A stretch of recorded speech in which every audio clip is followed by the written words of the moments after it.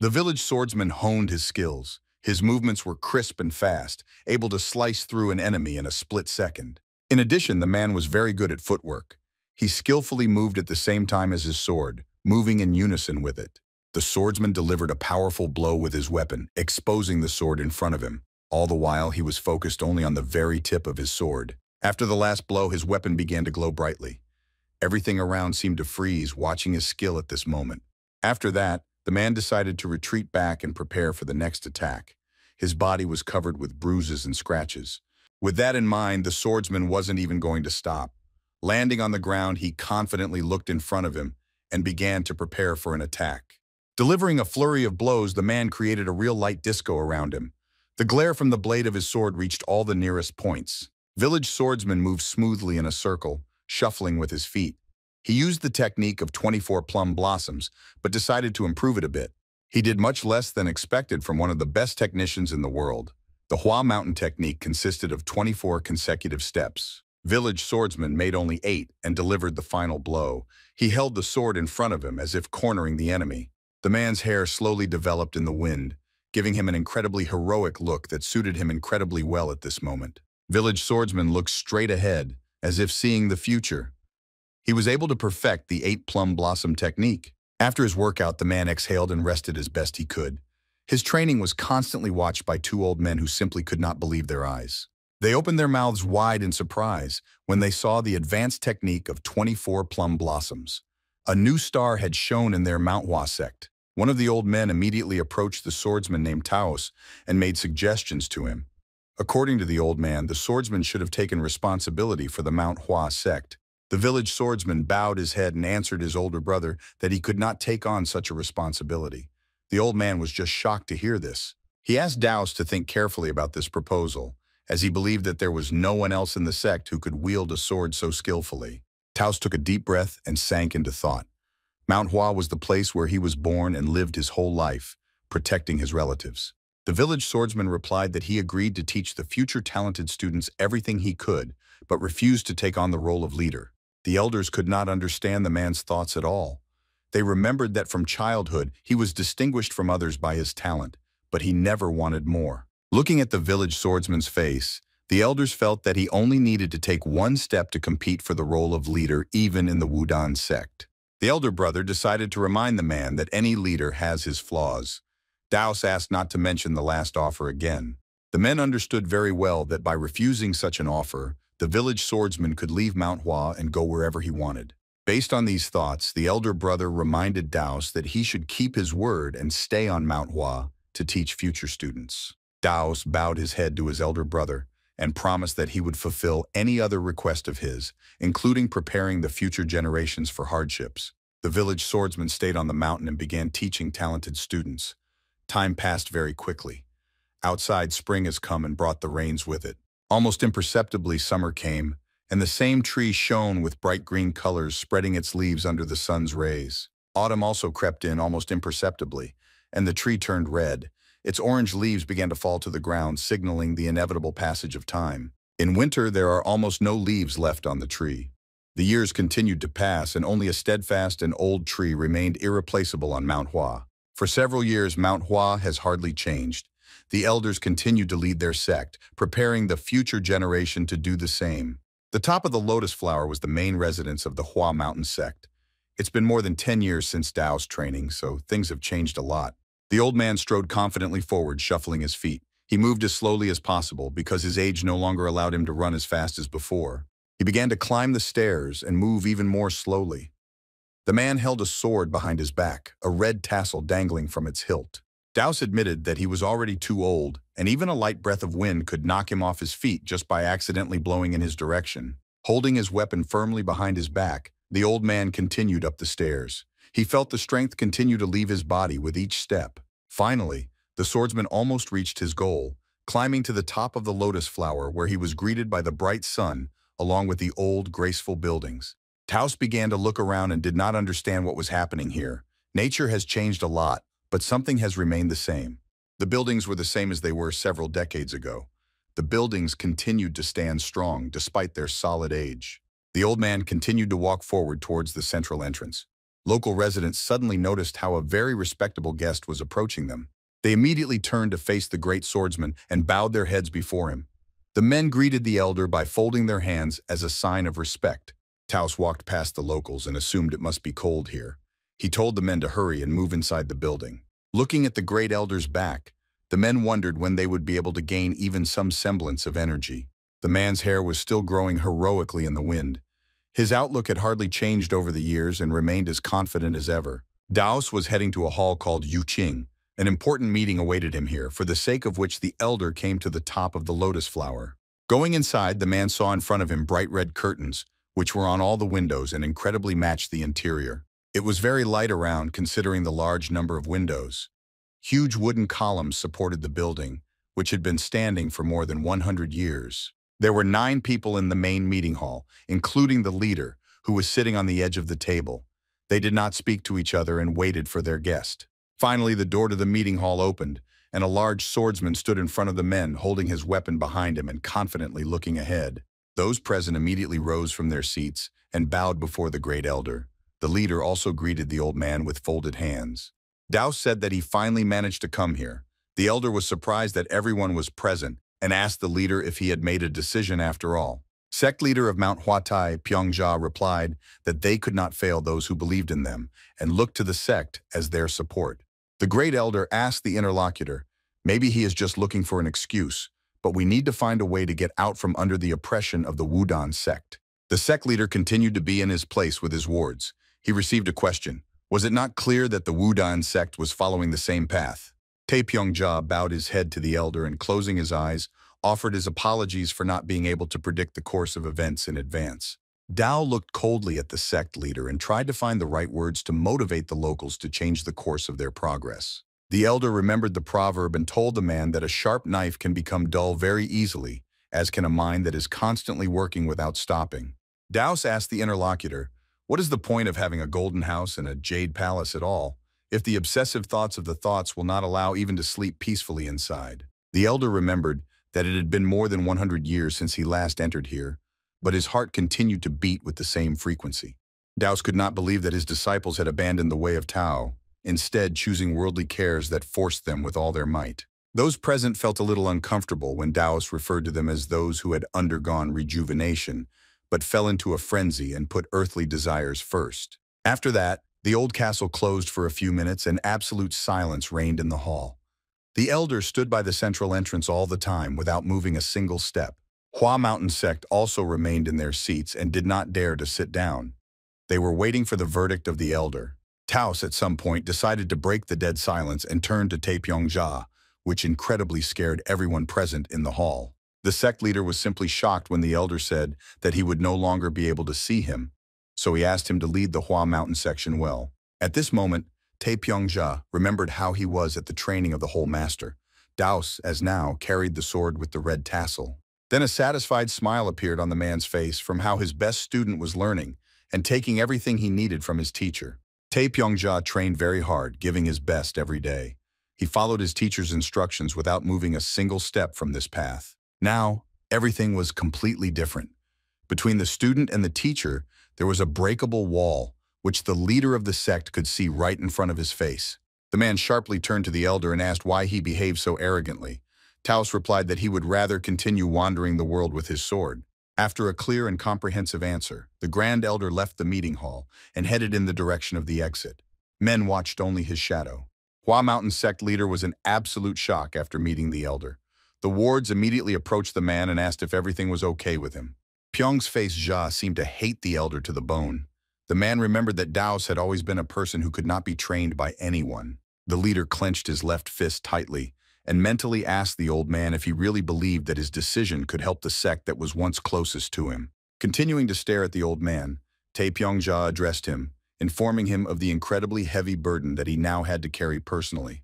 The man also wanted to restore the sect's past glory, but he disagreed with the elder because they lacked people to implement all their plans. He understood that understanding the reason did not mean that the elder's indignation would immediately disappear, and that in a few months they would be able to solve all the problems. The sect leader finally dared to break the dead silence in the hall.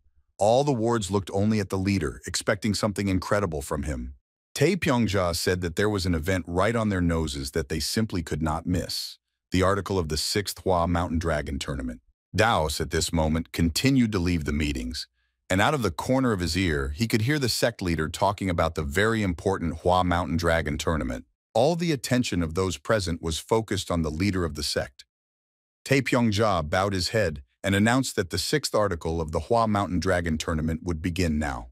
In an era when the level of martial arts reached its peak, the provincial leadership took the initiative to deal with the evil deeds of the Marimu warriors. After this decision, an era of persecution by the leadership began, which went down in history under the name of bloody riots in Marima. Prestigious sects had to exercise caution for some time. One of these sects was Mount Hua. One of the 9 great sects was no exception. Most sects could not avoid the weakening of the economy. The Mount Hua sect found itself in an incredibly difficult position compared to the others. This was due to their connection with the Udan sect. While the Wudan sect was able to recover quickly thanks to the authority of the Daos, the Mount Hua sect weakened under their influence. Hua Mountain sect were certainly not satisfied with this situation. If the sect was losing its prestige, it also affected the business of its representatives. The sect members understood that they had to make some kind of decision. Very soon, the Hua Mountain sect came to a decision that changed the balance of power. They decided to gather all the representatives and hold a martial arts competition. This attracted the attention of people who were not members of the Hua Mountain sect. Of course, they were allowed to be present at these competitions, but just to watch. The young man with black hair asked the guest to hurry up in order to be in time for the start of the competition. It was very interesting for the guest to watch the competition, because previously, ordinary people were not allowed to watch such a competition, so it caused a real sensation. The competition brought very unexpected results. Locals really liked such an event, because it caused a lot of emotions and could distract from everyday affairs. 2 warriors collided with swords in the arena, and the battle between them began. There were completely different people in the stands, and everyone supported their favorite. From the beginning, the main sect just wanted to support their inner members and help them improve their fighting skills in the arena. However, over time, the warriors got to know each other better, and the battle became more than a competition for them. They began to share each other's problems and desires. Because of this, the competitions were held as honestly as possible and without unnecessary emotions. Men fought with swords without any hesitation and with respect for each other. The defeat of one of the participants was inevitable. When the young man was on the ground, loud ovations rang out from the stands. Previously, it was established that the defeated can do whatever he wants. However, these competitions were different. The one who found himself on the edge of the sword did not suffer from abuse, but rather the opposite. The winner helped the loser to stand up, holding out his hand. The winner apologized to his opponent for any inconvenience and said that he was just lucky to be half a step ahead this time. The one who lost the match bowed before the winner and asked him not to apologize, because he was also this time a whole step behind. The result of this fight was also watched by the guests. In the stands was the same man who was burning with the desire to attend an event open to all. He liked it incredibly and wanted to send his son to the representatives of Mount Hua. The representative of this sect asked if it would not be a better decision to send his son to the Udan sect. The guest asked how a man could say such a thing after what had just happened. The guest liked that the Hua Mountain sect opened its doors and was hospitable. The sect member replied that the leadership had indeed made the right decision, as rumors of what was seen today would quickly spread and Mount Hua would become great again. The internal representatives were able to unite thanks to this event, and thus Mount Hua informed everyone that it was able to survive and thrive again. This was the end of the first selection of the Hua Mountain Dragon Tournament. A few years later, men in red cloaks began to distribute postcards of the same color. A local resident received a similar letter and immediately opened it. He began to read the inscription with a serious and completely indifferent face. Travelers walked through the territory and met people on their way to whom they gave letters. That's how invitations to the tournament began to spread. Hua Mountain Dragon Tournament, despite its popularity, still needed promotion, as the sect tried every way to regain its greatness. Subsequently, they decided to hold the tournament every 20 years. A lot of time has passed and the 6th selection for the Hua Mountain Dragon Tournament has begun. There were surprisingly few people in the central market today. These were mainly women who were leisurely returning to their homes. The travelers handing out invitations were heading to the gathering of the Heavenly Dragon, whose residence was located almost in the very center of the village. It was a huge wooden estate with a blue roof in the shape of the letter S. There were stone paths around it, proudly welcoming guests. Near the entrance to the manor were two flags on which the golden name of the heavenly dragon was carved. The flags stood strong, sometimes developing in the wind. The owners offered the guests to stay with them for a while and relieve their fatigue. The travelers could not accept the offer because they were carrying out a task from the sect leader. The Grand Master of the Heavenly Dragon Gathering felt somewhat uncomfortable at having to see off his guests in a hurry. Hua Mountain Sect apologized to the Grand Master and thanked him profusely for the warm welcome and the absence of any problems. The old man asked his guests to wait a little and turned to the young man who was behind him. He addressed him by the name of Him Hen. Mok Him Heng was the second master of the Heavenly Dragon Gathering and the son of a Grand Master. He was holding a red bag in his hands that he had prepared for the guests. Hua Mountain Sect immediately decided to give it up. Him Hyung continued to insist on the gift as he would feel uncomfortable otherwise. In the end, the guests had to take away the red bag, inside which there were gold coins. The Grand Master decided to equip the travelers with everything they needed. Mok Him Hyun smiled at last and said that they couldn't take care of them today, so a pouch is the least they can offer them. The Grand Master scratched his beard and asked the guests if they were refusing a gift just because he came from a minor branch. Hua Mountain Sect denied this information and immediately looked at each other to understand each other and come to a common opinion. In the end, the men thanked the Grand Master for the gold and said that they would not refuse again, so as not to offend the Grand Master. Hua Mountain Sect left the building and headed towards the village to complete their unfinished business. Hua first. After a little thought, Him Heng raised his head and said that he didn't want to rush, so it was better to clear his mind and then he would fix his sword. The Grand Master said that he would not interfere with his son because the young man already possessed a sufficient arsenal of skills and would soon surpass his father. Him Hyung asked the Grand Master what he thought about sending Pion to the Sword Dragon tournament, since the man was 27 and ready to participate in the tournament. Shaking his head a little, the old man said that was a pretty good idea. The Grand Master suggested that Pion could indeed become a famous disciple of a famous master. Him Hyun replied that he would like to have a sister, because even if they were not destined to win the tournament, the sister would definitely be able to win all 4 flags. The father took offense at his son for a second and called him too self-confident. Him Hyun immediately realized his mistake and promised his father to be as careful as possible. After interrupting his son's apology, the Grand Master admitted that he had the same train of thought. Him Hyung was just shocked to hear that. Literally after a few hours, deep evening came. The lights started to come on in the houses. One of these was the profound Dao Hall. Using the candlelight, the man inside sat at the table and opened the letter he received today. He read what was written and raised his head. A man named Ban Do Chong was a profound Dao Hall master and was nicknamed the Golden Sword of 6 Harmonies. He asked his ward if he could atone for his offense. The great successor of the profound Dao Hall named Bong bowed before the master and said that he was ready to carry out his order because his skills were at the right level. Ban Do Jung wanted his ward to subdue a swordsman known as Mok Him Heng and brought the Golden Heavenly Dragon match to the profound Dao Hall. Giving this order, the master of the profound Dao Hall tightly gripped the piece of paper in his hand out of anger because he had lost to Mok Shin Pyong in the past and now only had the Heavenly Dragon silver sword. Bang Do Jung was not satisfied with this situation, so he wanted a change. Confidently looking at his ward, the master hoped that very soon he would be able to climb to the top. Zhong Waterways Trade Bureau also received the same letters. The entrance to the bureau was closed because it was already the appropriate time of day outside. The owner of this very trading office, Z Danwin, opened the letter with the red envelope and began to read it with the most serious face. After reading the letter, the man's face did not change at all. All he could think about was that his plans were finally starting to work for him. The master of the Waterways Bureau, Han Zhong, suddenly asked for a guest. It was his son-in-law named Muvol, whom the owner immediately let in. Muvol was the head of the trade bureau of the Hanjun Waterways. He went to his father-in-law and bowed before him, wishing him a good evening. Opening his eyes, the son-in-law was simply shocked at the unexpected turn of events. He saw in front of him something that he did not expect to see tonight. With frightened eyes, he looked at his father-in-law's hands and saw a bright red letter with the emblem of one of the 9 great sects. There was paper inside. Muvol could immediately conclude that an invitation to a famous tournament had arrived. It was a complete shock for him and unexpectedly put him in a stupor. Z Danwin looked at his son-in-law and said only one word, inviting him to participate. He looked at him with a cold and piercing gaze. Muvol bowed before his master and said that he would do everything in his power. Muvol was entrusted to represent the Hanjun Waterways Trade Bureau. Danwen continued to look at his son-in-law with a cold gaze and thought of his old acquaintance, whom he also expected at the famous tournament. Just the thought made the man smile sinisterly.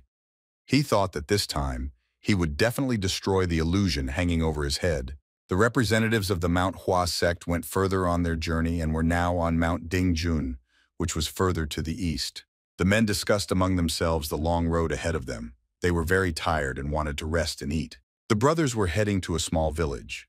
The younger brother did not like the fact that they were sent to help the peasants, although they knew absolutely nothing. Song Hak let out a breath and said that he would like to visit the Waterways Trading Office where he could have a decent snack and something to look at. An older brother named John Huck asked his partner to be patient as they would have to walk a few more kilometers before they reached the village. Suddenly, Song Hak noticed the incredible size of the fields in their path. Considering the lack of news about the famine, it seemed strange to the man that the peasants here were starving. In addition, the land here always bore fruit and traces of its cultivation were visible. Song Hak believed that the peasants here should live in complete abundance and prosperity. Chong Hak suddenly interrupted his younger brother and informed him that there have been rumors for a very long time that this area is actually under the control of a bandit stronghold. Chong Hak added that there are no big cities around, so the villagers do not have to expect protection from the leadership and they are literally forced to make ends meet. Song Hak suddenly felt guilty after learning the situation. If his older brother had told him this earlier, he would have spoken much more kindly about the villagers. Suddenly, the younger brother shouted loudly and offered to make a return road through the mountain where the bandits are hiding and help the villagers in their time of need. Chong Hak replied that he certainly has a similar desire, but there are more than 100 people in the ranks of bandits, which seems simply an incredible number. Song Hak asked if they don't study martial arts in order to help people and become heroes, not just to achieve enlightenment through training. Chong Hak understood his younger brother's anger very well. Continuing to listen to his cries, he approached the younger man and put his hand on his shoulder. Chong Hak said that he was also guilty of this situation, but there was absolutely nothing they could do against 100 men who were well armed. The elder brother added that they needed to become much stronger in order to do justice, and only then could they return to Dingjun Mountain. Song Hak smiled and agreed with his brother.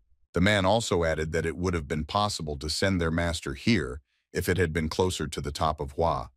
But now the brothers' first priority was the order from the sect leader. That is why, after talking a little about their future, they went on to carry out the task. After several hours, the representatives of the Mount Hua sect finally managed to reach the village of Faren. It was located among fertile land and dry trees. A man with a shovel was going to work in the field himself when he was suddenly interrupted by one of the local residents, who loudly asked the master to stop. The master asked if his ward had plowed the land. The man replied that he had already done everything and asked the master where he was going in the evening. Po Yijong replied that he was bored with plowing the land in the usual way, so he decided to use a new method and invited a man with him. The peasant asked if it was possible to do this with this old shovel. The master replied that he took the shovel just in case, so as not to waste time. Hearing the sounds of the peasant's stomach, Po Yijong immediately decided to send him home. The master advised the man to go home and get some rest. Of course, the peasant immediately ran back to the village because he was incredibly hungry. Po Yijong jumped off the track and landed right in the middle of the field. He was left alone with the uncultivated land. The man stood firmly on both legs and pressed the shovel in his right hand, just as firmly. After standing like this for several seconds, the master sharply raised the shovel in front of him and changed his grip. He took the tool with both hands and began to lower it down. Po Yijong completely placed the shovel on the ground and bowed before it. It looked rather strange, reminiscent of the rite of some old tribe of Indians. The master always bowed to his native land before starting to cultivate it. After standing like that for a few seconds, the man opened his eyes. Po Yijong started to get to his feet. Pushing himself off the ground with his hands, the master took his body from the cold ground and went to work. Before that, the man clenched his right fist and said that the past year was full of blessings and asked for a good harvest again. The master began to speak to the weeds, hinting to the plants that they were not of the right kind to occupy the lands that nourished them. Po Yijong lifted the shovel from the ground and held the city in his hands, apologizing to the plants for having to interrupt their prosperity on this earth. Standing as if in a combat stance, the master smiled and added that he would definitely give the plants a rest later, but today was definitely not their day. Po Yijong raised the shovel to head level and began to spin it in one hand. He displayed incredible abilities, as if he was about to start a martial arts match. Spinning the tool several times in his right hand, the master jumped into the air and swung the shovel, intending to drive it into the ground. A powerful sound could be heard in the field as the instrument entered the ground. Po Yijong landed next to the shovel and let go of its handle. The entire lower part of the shovel ended up sticking out of the ground. Po Yijong exerted so much power that it was difficult for an ordinary person to reach for a shovel. Of course, the man was unusually average and easily managed to get a tool that he stuck into the ground. Sand fell from the tip of the shovel. As soon as the master got the tool out of the ground, a curtain of earth immediately began to form around him, which seemed to go crazy at that moment, of Po Inchan, which was lost in the incredible amount of earth dust that filled the air in a matter of seconds. The master turned his head back and smiled in the face of the noxious plants. With sarcasm in his voice, he asked if they liked his new treatment. The man did not wait for an answer from the plants, which was not surprising. After that, he started working again and began to shovel the earth from one side to the other. Po Yin Chong then walked over to the tallest kuchugura he managed to throw and took in a full lungful of air before blowing away the dust to see the plants. The man fought against pests that took away nutrients from agricultural crops. He pulled out weeds and carried them away from the garden. Po and Xian looked incredibly happy doing his not-so-easy job. The man seemed to be in training, where he was improving his skills. Having done a lot of work, the master decided to rest a little. He leaned over his tool and decided to look at the finished result of his work. Po Yin Chong was pleasantly pleased with how his affairs were progressing. He loved to spend time alone in the field alone with his tool and the earth. Having rested a little, the man resumed his dancing. He planned to work 4 days without stopping to bring some kind of offering to the village god. Suddenly, Po In-jong was forced to interrupt his work when his son came to him. The man immediately asked the child what happened to him. Po Seo-hyun looked a lot like his father. He informed his father that his grandfather had sent him here and told him to immediately bring his father to the village. Po In-shin told his son that he was busy. Po Seo-yun said that the matter is urgent because people in red uniforms have come to their village. The master was a little surprised to hear such information from his son. He wiped the sweat from his forehead and immediately understood which people we were talking about. Po Seo-hyun reported that the guests fell asleep as soon as they ate, so he compared them to a pet that can only eat and sleep. Po In-shin smiled and appreciated his son's joke. After that, the man climbed out of the mud and patted his son on the head, continuing to smile. The master advised his son to be more careful with his words, as one should not compare people with animals regardless of their lifestyle. After a short wait, father and son went back to the village. It was already night outside. Po In-shin spent the whole evening in the field working with a shovel. When the master returned to the village, he was a little surprised. Local residents were waiting for him, who went outside to talk to the master. Po Seo-hyun, meanwhile, was sleeping soundly behind his father's back. Local residents reported to the master that unexpected guests appeared in their village today. A man named Cho Rek informed the master that the guests currently staying with them came from the Hua Mountain sect, which literally shocked everyone. After hearing all the information from the local residents, Po In-cheon ordered them to go to their homes and promised to find them all tomorrow. After saying goodbye to the residents, the man went to his home with his son. His wife was waiting for him there. The woman was very beautiful and always waited for her husband. Po In-cheon gave his son to his wife and asked him to pour him glasses of water with a sad expression on his face. The woman silently took her child in her arms. After that, she looked at her husband for several seconds and did not understand what was happening. He always came home in a much better mood. The woman felt very well that something was wrong. In addition, the man went to the room where he entered very rarely after returning home. Po In-cheon entered the room where there was a single bed and a lighted lantern. The master greeted the master of the room and said that he had come home. The bed was occupied by an old grandfather with gray hair. He held a letter from the Mount Hua sect in his hand and handed it to the man. Po In-cheon knew very well that he was responsible for the violation. The old man was sure that the man would achieve good results at the famous tournament. Opening the letter, the master looked at the old man with a serious look and asked why he needed a result that he could achieve. The old man looked at the man with a surprised look and did not understand the question at all, because you could enter the tournament only by invitation. In the end, the old man did not answer the man. There was complete silence in the room. For some reason, Po In-cheon was not going to leave the room. Grandfather closed his eyes and lost himself in thought, trying to find the words to give the man some impetus to move on. The old man knew how to persuade young people and decided to play on his emotions, telling the man that he could do as he wished. Po Incheon immediately renewed his interest in dialogue with the old man. He began to think about what to do to him because a lot could depend on it. At that moment, the wife entered the room and brought her husband a glass of water. She stopped at the entrance and began to wait for a reaction from her husband. Po In-jong was not very keen on the competition as he had a lot of garden work to finish. However, the old teacher did not think so. He wanted a better future for his student. He closed his eyes and raised his forehead. The old man thought about his problems in deflecting his internal chi, which prevented him from becoming a better teacher for his student. He opened his eyes and looked at the man, assuming that he could become the strongest martial artist if he was trained by someone else. The old man chastised himself for not being able to recover from his leg injury an hour earlier and prepare for departure. He was too hasty. The teacher shed a tear, realizing the fact that he brought his student only problems and gave him absolutely nothing because of his worthlessness. After talking with the old man, Po In-cheon went to sleep in his room with his wife. They lay on a wide bed and tried to sleep.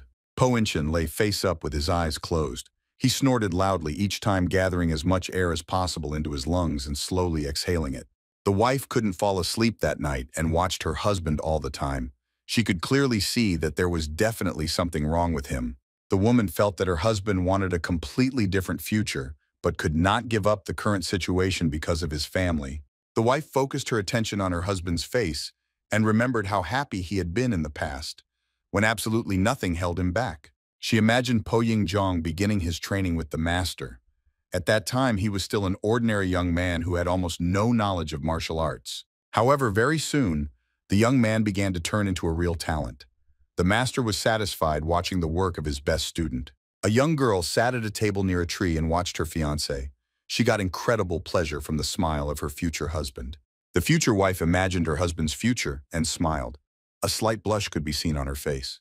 Po In-cheon enjoyed his life practicing martial arts. His progress was very interesting to watch. Now the wife looked at her unhappy husband and wondered if it was possible to return everything to the way it was before.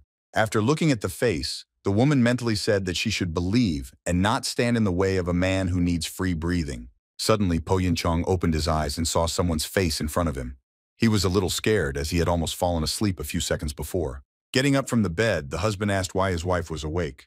The woman said that the man now has many students, but he needs to progress. She looked at him with serious eyes and added that he must not back down and must grab hold of his dream by setting out on the road. Po In-cheon did not expect such a turn of events. He was simply shocked because before that he had never heard such harsh statements from his wife. He just looked at her brave face, which took responsibility for the family, and decided to let her husband go, making him a free bird. Po In-cheon took his left hand out from under the blanket and took his wife's hand. He slowly placed his limb on the bed as he grabbed his wife. The man said that the outside world has no meaning for him, and he needs absolutely nothing as long as his wife and Seo-hyun are around. Po In-cheon smiled pleasantly at the woman's face and said that he was not going anywhere, although deep down he thought completely differently. The husband's wife felt the same way, for whom the last words sounded like a mental cry that could not escape in any way. Po In-cheon hugged his wife after this evening's dialogue and asked her not to think about it. After a few hours, the family peacefully fell asleep, thinking about the future. The morning of the next day came very quickly, and the master's students were already in the field. From the very morning, they started working to constantly improve. They took their tilling tools with them and began to work the land by hand, swinging their picks from behind their shoulders and moving steadily forward. The men were sweating profusely, but she wasn't even going to stop. One of them even managed to take off his clothes, although it was not very hot outside. He planted his foot firmly on the ground, keeping his balance for the strike. His leg muscles said that the man had been working in the fields for a long time. He swung the pick behind his back with all his might and hit the ground again. This continued until the students could stand on their feet at all. They were quite hardy, as they spent several hours in the garden every day. It was a very good endurance workout. The picks continued to hit the ground steadily. The men did not stop for a second, training their endurance and doing good deeds at the same time. At some point, one of the men stopped and turned to his older brother. He asked if there was a need to plow the entire garden for 6 cows. The older brother asked in response if his younger brother was going to achieve results in training without making any effort. The man was immediately invited to start training. The elder brother took the tool in his hands and asked if this is not what they are doing now. In his opinion, the field was the best location for training. The man added that others may look down on their training, but they would never be able to achieve these results with regular training. The older brother showed off his body and asked if his muscles were similar to the body of an ordinary country boy who only cleans cows. The third brother intervened in the conversation and agreed with his eldest. He shouted loudly that his neighbor was really starting to like his hands. After that, the men began to discuss their master, who was about to go to the competition. In their opinion, this would be a rather difficult test for a man. The elder brother objected and said that the master had learned everything he needed before the elder brother noticed a deviation in his internal chi. The younger one asked if the master would really agree to go to the competition. The elder brother shook his head and replied that it was a difficult question to answer. He remembered the enemies who constantly threatened their village. The enemies were ordinary bandits, but their leader was at least called the king of Dingjun Mountain. Now the bandits have stopped acting, since the master beat them last time. The elder brother understood that the situation would change when Po Yingjong decided to leave the village. After some thought, the elder brother came to the conclusion that he needed to become stronger as soon as possible in order to be able to protect himself and his village. The younger brothers supported the elder and said that they were ready to change with him, because in this way they would stop being a burden to their master. At dawn, the guests of the village of Varen set out on the road, because great things awaited them. The sun just rose from behind the horizon and barely illuminated the environment. The brothers in red cloaks confidently stepped forward, looking ahead. They behaved much more discreetly than before on the way to the village. The fact is that the only master in the village was walking in front of them. Po Incheon nevertheless agreed to the offer and decided to take part in the competition. Chong-huk looked at the man's back and felt something strange. Why was it unpleasant to watch him, as if deep in his soul he was afraid of him? He could not understand who was accompanying whom, judging by the man's behavior. Po Incheon strode confidently forward without saying a word the entire time. A dead silence broke around, which was sometimes broken by light breaths of the wind, which swayed the bare branches of the trees that had prepared for winter. Song-hak is very tired, just like his brother. The younger one was very ashamed and afraid to break the silence and offer their companion to rest. Chong-huk admitted that he had underestimated the village master. Now he saw the man moving forward for several hours and his breathing remained stable. Chong. At first, Hak assumed that the master might just be faking, but with every step he took, he was sure that Po In-jong wasn't tired at all. Suddenly, the elder brother turned to the master and informed him of the presence of Dingkwon Mountain around the corner, suggesting that he bypass it and return another time. Po In-cheon replied that if they had already decided to go this far, then he needed to go up the mountain and see what was going on there. Chong-hak did not deny the man absolutely anything. He understood that for the craftsman from the village, his enemies were like wolves lurking near his house. Chong-huk was simply shocked when the master turned to face him. His eyes widened and were startled by what he saw. Po Yingjong stared in the direction of Dingkwon Mountain with his incredibly fierce eyes. It was this that frightened the representative of the Hua Mountain sect. The master from the village was as serious as possible. He said that he was going to go to the mountain alone and that he was not to be worried about. The companions still had some distance to cover before parting ways. They were about to reach a turning point that separated their paths for a while. Upon reaching it, Po In-cheon bade farewell to his guides and asked them to be more careful. Chong-hak promised to give a report on arrival so that the necessary measures could be taken. Po In-cheon bowed to his allies as a sign of respect and thanked them for their concern. The representatives of the Hua Mountain sect promised to provide all necessary assistance. The brothers also thanked the master for his company and his kindness. They hoped that they would meet again very soon on Mount Hua. After that, the paths of the companions diverged. Po Yingjong headed in the direction of Dingkwon Mountain, while the members of the Hua Mountain sect went in the other direction. The brothers continued to go forward. Song-hak expressed his incredible displeasure at the fact that they couldn't get anything to eat. He was already very angry. Suddenly, the younger brother stopped, not seeing his partner.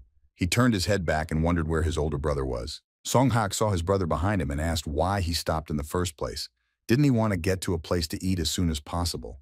Chong-huk took a few steps forward and announced that he was still thinking about the village master's eyes, which he did not like very much. Chong-huk asked his brother if he hadn't noticed the murderous look in the master's eyes, that he wasn't just going to survey the area, but to attack his enemies. The older brother added that he had heard from the monks that such a look can only be seen when preparing for a battle to the death or when meeting your worst enemy. Remembering the look of the village master before his eyes, Chong Hak made sure once again that he went to fight hundreds of bandits on Dingkun Mountain. Song Hak asked what was the point of doing that, since the older brother himself had spoken of the inevitable death in such a case. Chong Hak offered to go back and check his guesses. Song Hak didn't really want to do it. Instead, the elder brother wanted to make sure of the reality of the arrogance and confidence of the master, which pressed on him all the way. Chong Hak offered to just look, and if there was danger, they would retreat. Song Hak did not want to face the master anymore and called him crazy. Chong Hak completely agreed with his younger brother. He turned to him and shouted loudly, offering to check how crazy the man was. Song Hak no longer objected to his older brother. He had no more words left. The man had no choice but to follow his partner. Song Hak could only say that he was endlessly hungry, but this problem only bothered him personally, which made the man even shed a tear. Chong Hak had already gone ahead, so Song Hak had to catch up with him, shouting loudly for his older brother to wait for him. The headquarters of the thieves was located on Mount Dongqin. These were wooden houses surrounded by a fence made of logs sharpened from above. Inside this shelter sat a man named Li Gusan Wu. He was the leader of local searchers who looted local villages. Once this man had dreamed of obeying as the leader of another group, but now he was forced to settle for having only 10 wards. Li Husan Wu reflected on his current situation and realized that it was not the worst he could achieve in his years of fruitful and not very honest work. The only thing that did not suit the man in the new place was boredom. It was incredibly boring for him to sit around all the time and wait to rob someone. Suddenly, one of the wards approached him and offered to rob Yu's village in order to steal one woman. Li Husan Wu flatly refused, referring to the decision of the headquarters. The man asked how the headquarters knew about it. Li Husan Wu calmly explained that if they started looting now, there would be no one to loot during the harvest. The leader of the robbers remembered that the harvest would begin literally in a matter of days. They only had to wait a little while to break the bank. Suddenly, the ward interrupted his leader's thoughts and pointed a finger at the forest path. He said that the prey came to them by itself, and there was no need to go anywhere. There really was a person on the forest path. It was Po Yin Chong who put on his hood and confidently moved forward to meet his enemies. Li Husan Wu looked at the traveler and realized that he could either belong to the forces of justice, or to the madmen, or to the newcomers who wanted a truce. The village master came closer and closer to the top. Li Husan Wu assessed the guest with his eyes and did not understand why he behaved so relaxed in someone else's territory. The ward suggested that the leader report this event to headquarters. The commander refused because he did not want to seem like a real nobody in the eyes of the staff. Also, Li Gusan Wu really wanted to stretch his limbs, as his sinister smile indicated. He ordered to group and prepare to meet the guest. Po Incheon paid absolutely no attention to anything and continued to walk forward. The man hid his face before facing the enemy. His eyes were completely emotionless and stony. The master came here for one purpose only and was not going to stop halfway. Suddenly, Po Yin Chong put his foot down and stopped. He was very surprised to see unexpected hosts on his way who came out to meet him. In front of him, the master could observe a dozen thieves, armed to the teeth. They hid on the forest path, taking advantage of the terrain. Po Incheon immediately understood that these were unusual people. He duly appreciated the choice of their position, because he himself did not even notice their presence. Li Husan Wu looked at his opponent's face and couldn't understand what was wrong with him. The guest was not at all afraid, having met bandits on his way. Moreover, Po Yin Chong began to prepare himself for the duel. He understood that the battle was inevitable, so he began to endow himself with a flow of internal qi. The leader of the Seekers, together with his wards, watched the potential enemy with horror on his face. They perfectly understood that this is a far unusual traveler. Li Husan Wu began to worry about his team's situation. He saw in the enemy's face incredible courage, as well as a frightening flow of energy. The owners of the mountain were in no hurry to attack their opponent. They were a little afraid and dug in and stood in place, displaying their weapons in front of them. Li Husan Wu, like a real leader, nevertheless gathered his strength and shouted loudly, ordering his wards to teach the uninvited guest on his territory. Immediately after this order, the bandits moved from their places. Two of them jumped into the air and quickly headed in the direction of the unknown man. In a fraction of a second, they were above the enemy's head. The bandits brandished their weapons and were ready to cut his body into small pieces. Po In-zeng confidently raised his eyes upwards and coldly looked at the enemies. He was not going to die so easily, given his urgent task. Bandits were simply shocked when the enemy disappeared literally before their eyes. They did not understand what had happened and where the man had gone. Suddenly, one of the bandits with a bald head felt a powerful touch on his face. Po In-jung touched with his right hand covered in energy. He did the same to another bandit. The man found himself right between his enemies, appearing in the most unexpected place for them. Applying the power of his inner chi, the village master easily defeated the two enemies. He knocked them to the floor with one touch. After that, Po Yin-chong flipped in the air and successfully landed on both feet. His opponents fell helplessly to the ground, throwing away their weapons. The men lay motionless on the ground and could not move. They were in complete shock, and the body seemed to refuse to obey them. Lee Husan-woo ordered his charges to gather together immediately and continue their attack. The leader was oblivious to what had happened to the previous bandits. One of the man's wards immediately went behind the strangers and delivered a powerful blow with his sword, but the master noticed the danger in time. Po In-cheon turned to face his enemy and immediately dodged his blow. The blade of the sword passed by several centimeters and missed the target. After that, the master used his right leg to attack. He hit his opponent on the supporting leg so that he could no longer stand on his feet. The bandit by no means expected such speed from the opponent. He began to lose his balance and fall down, unable to grab onto anything. Po In-cheon, on the other hand, grabbed his enemy's face. He saved him from an inevitable fall, but it was still too early to thank the man. The master literally stood still for 2 seconds and looked at his opponent. He began to imbue his hand with inner energy. The bandit was very scared when he felt a rush of energy on his face. The man perfectly understood that it would not lead to anything good. Without taking a single step, Po In-cheon powerfully pushed his opponent with one hand, knocking his head back. The man began to fall. The thug landed right on his ally's back. The rest of the thugs stood and watched their partner get kicked. One of the seekers suddenly moved from his place and decided to join the fight. He swung his sword and shouted loudly, ordering the enemy to die. Po In-cheon had a slightly different vision for this situation. He was absolutely not confused and remained standing still, watching the movements of the enemy. As soon as the master saw the danger approaching, he immediately moved from his place and avoided a blow that passed a few centimeters from him.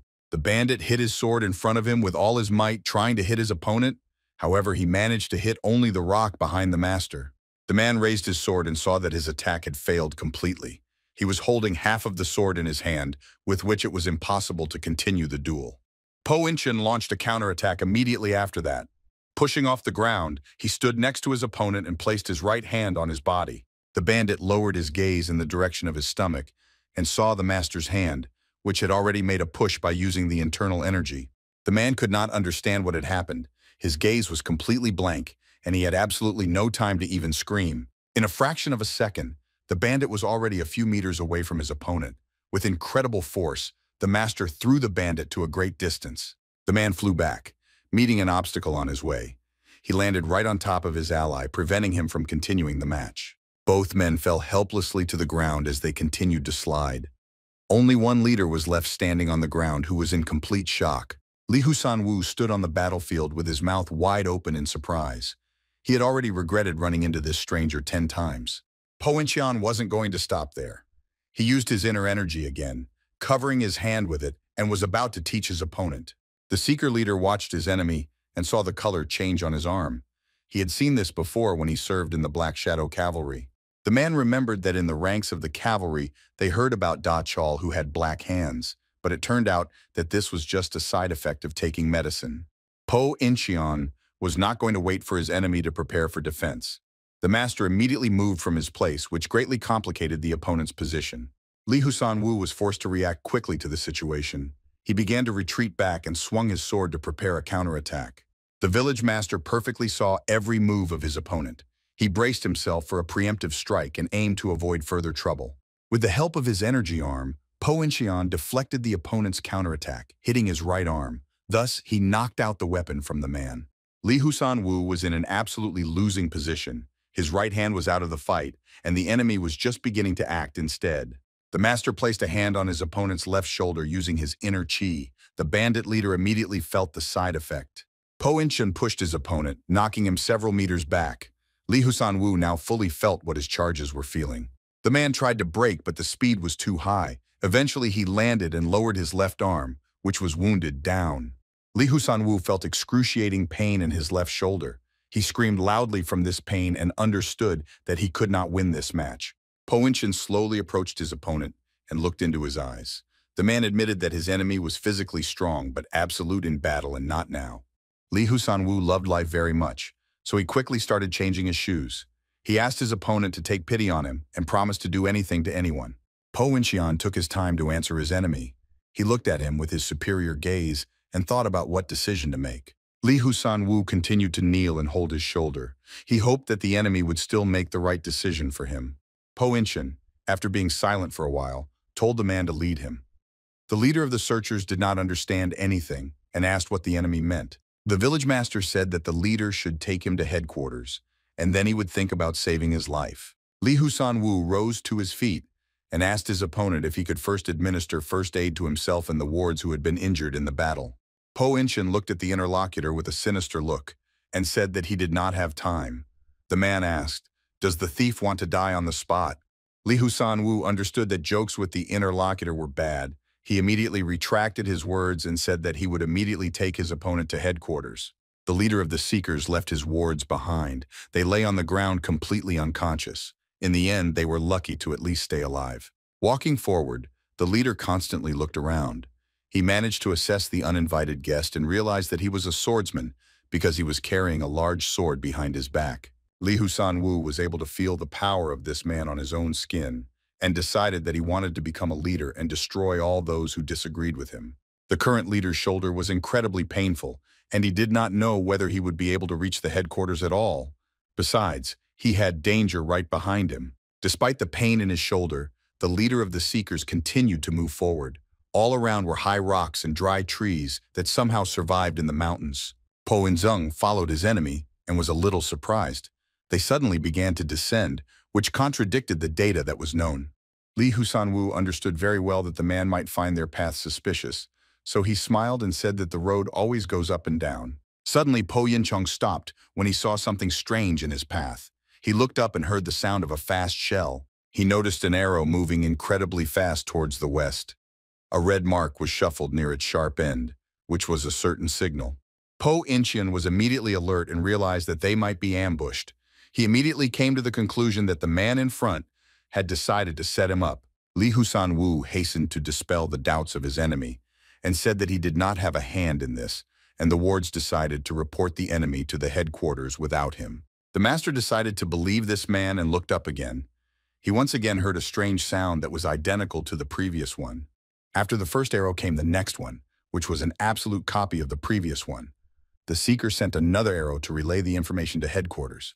Li Husanwu told the master that these two arrows were a sign of enemy invasion. The man added that now all the headquarters will know about the presence of the enemy. However, the leader emphasized that thanks to his escort, the master will be able to get to the headquarters without any effort, since now Li Gusan himself is among his allies, Wu. The leader continued to stand out in front of the new, in his opinion, leader, acting as a brave guy who is ready to take risks for the sake of his partner. Po Incheon stood still and listened intently to the interlocutor. Now he realized that he was flattering him because he thought that the master wanted to take the place of leader. Li Husanwu exhaled after his speech. He was trying to turn the tide in his favor in case this man did become their leader. He smiled in the master's face and repeated his name, asking him to remember it and emphasizing that such shots should not be scattered. The master watched the enemy completely coldly. After a short report, the leader of the Seekers continued to move forward in the direction of the central headquarters. Po Incheon strode confidently behind his opponent, carefully watching his movements. There were high stones all around, from which no plants grew at all. The master immediately drew attention to such relief.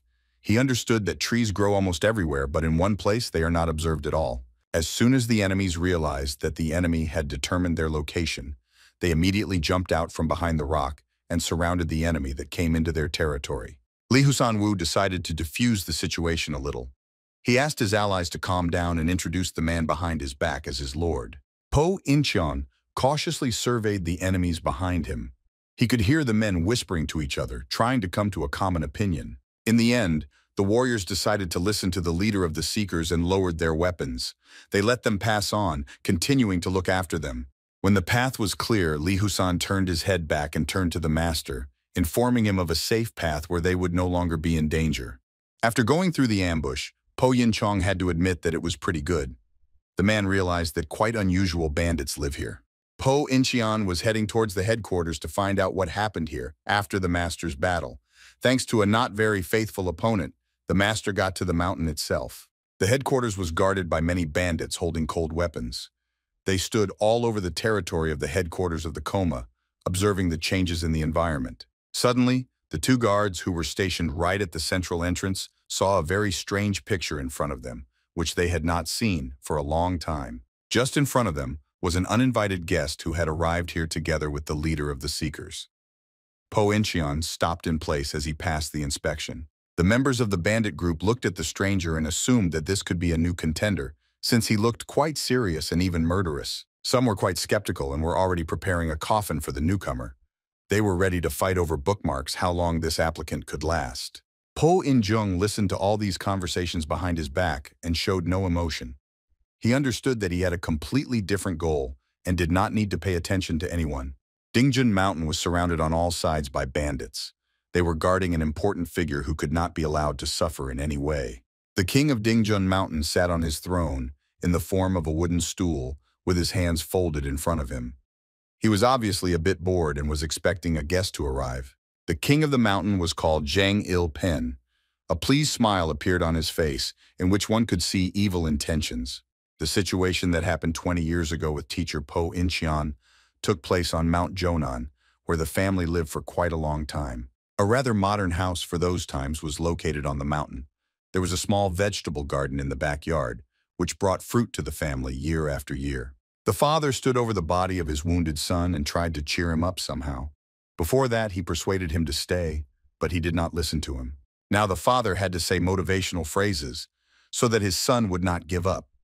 He said that he did not want any warriors, but still to have a reliable son by his side. A middle-aged man was lying on the bed and was about to die. His lips were dry and his skin began to crack not only from defeat, but also from shame. When the father mentioned his son as part of the Zhuangnan and Qing mountains, the man immediately remembered the talented young man who had been constantly training in the past. This young man was himself. He never gave up and trained every day, improving his skills and surpassing his peers. The father taught his son everything he knew. He admitted that his son was a peaceful person, but believed that one day he would be able to reach incredible heights. Father was constantly thinking about the Hua Mountain Dragon tournament, because the prestige of their sect was falling, unlike the others. One day, after completing his training, the son turned to face his father and said that he wanted to fight the heavenly dragon even now. The father was surprised and asked what his son meant. The young man replied that the prestige of the heavenly dragon group was growing every day, so Zhuangnan Mountain needed to do something about it. Father reminded that the heavenly dragon was incredibly strong compared to other students. The young man replied that it was precisely because of this that he had an incredible desire to fight with him. The son was very serious and tried to make his father believe in himself. He smiled pleasantly and promised his father that he would definitely win this battle. However, the world turned out to be much crueler than the young man expected. After the battle with the celestial dragon, he found himself in bed, completely defeated. The father became gray after this event and no longer saw the point of living in this world if he would be left without even the closest person on whom he had high hopes. Realizing this fact, the old man went to one of the tables and took a knife. He stood not far from his son's bed and pointed a sharp weapon at himself. Without thinking for a long time, the man swung the knife at himself, and the weapon flew rapidly in the direction of the stomach, absolutely without hesitation of its owner. The son saw that the father wanted to commit suicide. He didn't want that, so he immediately got out of bed despite the pain and held his hand out in front of him. He tried to stop his old man, but time was running out. The father still managed to injure himself and blood spilled on the floor. The son just managed to grab his father's hands, which were already near his stomach. The father opened the wound in his stomach with his own hands. Internal organs were damaged, which caused bleeding from the mouth. The son looked at his father's disfigured face and understood that it was his fault. The young man was completely shocked by this turn of events. His frightened look stopped on his father's face, and the man remembered this picture for the rest of his life. As the old man began to fall to the floor, the young man realized that there was no need to make hasty decisions. Now he had only to shed a tear. His eyes were increasingly filled with bitter liquid. The young man mourned his father, who gave his life because of his single and irreversible mistake. The boy could not stay in the house any longer, so he immediately moved from his place and ran outside. He needed some fresh air to recover. The young man began to fall to his knees and screamed loudly, begging the supreme gods of Zhuangnan Mountain to help him turn the past back. The son himself perfectly understood that this was impossible. All that remained for him was to raise his head to heaven and weep bitterly for his dead father. The old man was left lying in the house with an open wound in his stomach. He dropped the knife not far from him. Blood was slowly forming a pool under his body. Suddenly, he began to open his eyes. The old man cursed Mount Zhuangnan and mentally promised himself that he would never dare to return here again. He saw a light in front of him in the window. Father felt incredible pain throughout his body, but he did not stop it at all. Despite being stabbed through and through, the old man began to get back on his feet. Coughing, he knelt down and looked at the blood on the floor. After that, the old man grew to his full height and was about to leave Zhuangnan Mountain in this state. The man was not going to look for the easiest way. Po Yin-chong simply came to the king of Dingzhong Mountain. John Il-pen was in no hurry to accept the stranger and decided to ask him a few questions. The king continued to sit on his throne with his arms crossed in front of him. He asked the warrior what kind of person he used to be. Po Yin-chong stood in front of the king and took his time to answer the question. He needed some time to consider his next course of action. The man remembered that since the formation of the seeker group and the king has held his position, while the leader has already been changed twice. Master looked at Li Gusan-wu, who really did not deceive him and simply brought him to the headquarters. The man managed to get as close as possible to the main target. One of the warriors who surrounded the king watched the stranger very carefully. He felt a certain danger, so he behaved very cautiously. Like the king, this warrior understood very well that a stranger cannot be trusted, especially one whose age cannot be stated immediately after meeting. The man glanced at the stranger and felt an immediate urge to reach for the sword as soon as their eyes met. Po In-shin looked away from the king and looked at the warrior to his right. It was as if he was reading the thoughts of his enemy, penetrating his consciousness. Dingzhun Mountain understood very well that this stranger would most likely turn out to be an enemy who wanted to infiltrate their rear. Absolute silence reigned between the interlocutors. She was suddenly interrupted by the village master, who asked if it was really so important to talk about the past. He reminded the king how easily he had dealt with his adversary who had brought him here. According to the man, skills should be in the first place. The military commissar, who immediately suspected the stranger, offered him to reveal his face and personality, and only then they could talk as frankly as possible. Po In-shin smiled and asked if they really thought that an honest person would actually come to them. Those present were simply shocked at such a question. In addition, the village master knew the name of the man opposite him. He asked if he would have to face the cunning sword fox named Zhuo Mengdong again. The warrior opposite was simply shocked. He did not remember this man's face. He was alarmed by the fact that the stranger had come here purposefully. Realizing the fact of danger, Zhuo Mengdong immediately reached for his sword, as he understood that the enemy could attack him at any moment. Po In-shin expected a similar reaction from his opponent. He looked at the man with a murderous look, as if inviting him to a duel. A loud cry with an important message rang out throughout the entire territory of Dingzhun Mountain. The man reported the presence of the enemy on their territory. Po In-seng did not expect such a quick reaction and began to shake his head in different directions. He did not understand what was happening behind his back. Meanwhile, one of the king's deputies ordered his wards to go outside. The soldiers carefully listened to the instructions of their captain. After that, they quickly went outside, leaving the king's room. They needed to quickly find the enemy and eliminate him on their territory. The village master was in absolute confusion. He thought that there should be one enemy here, but suddenly other figures appeared. In any case, decisions had to be made quickly in In-shin. He planted his foot firmly on the ground to finally take action. The man got a very good opportunity to catch his opponents by surprise. He pushed off the ground with all his might, leaving only dust behind. Po In-jong flew towards his old acquaintance with incredible speed. There was nowhere to retreat. It was necessary to start a battle. Zhuo Mengdong was in absolute shock at what was happening. Information reached him that there are representatives of the heavenly dragon on their territory. However, now he had completely different problems. He looked at the man in front of him and suddenly recognized the movements he had seen with his own eyes several years ago.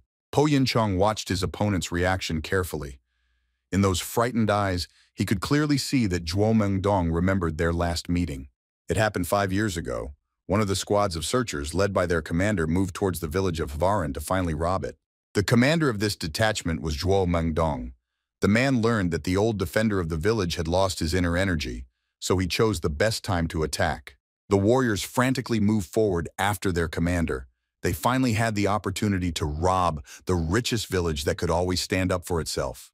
When the old man noticed a disturbance in his inner chi, Po Yin-chong took charge of the village and went out to meet the enemies. Zhuo Mengdong, driving to the entrance to the village, suddenly stopped and looked at the stranger. He didn't understand what this madman was doing. The commander ordered his men to continue moving forward and ordered the insane peasant to get out of the way immediately to stay alive. The man was very surprised when the local resident did not move at all. Drops of sweat appeared on his face from excitement. Po Inzeng wasn't going to back down a single step.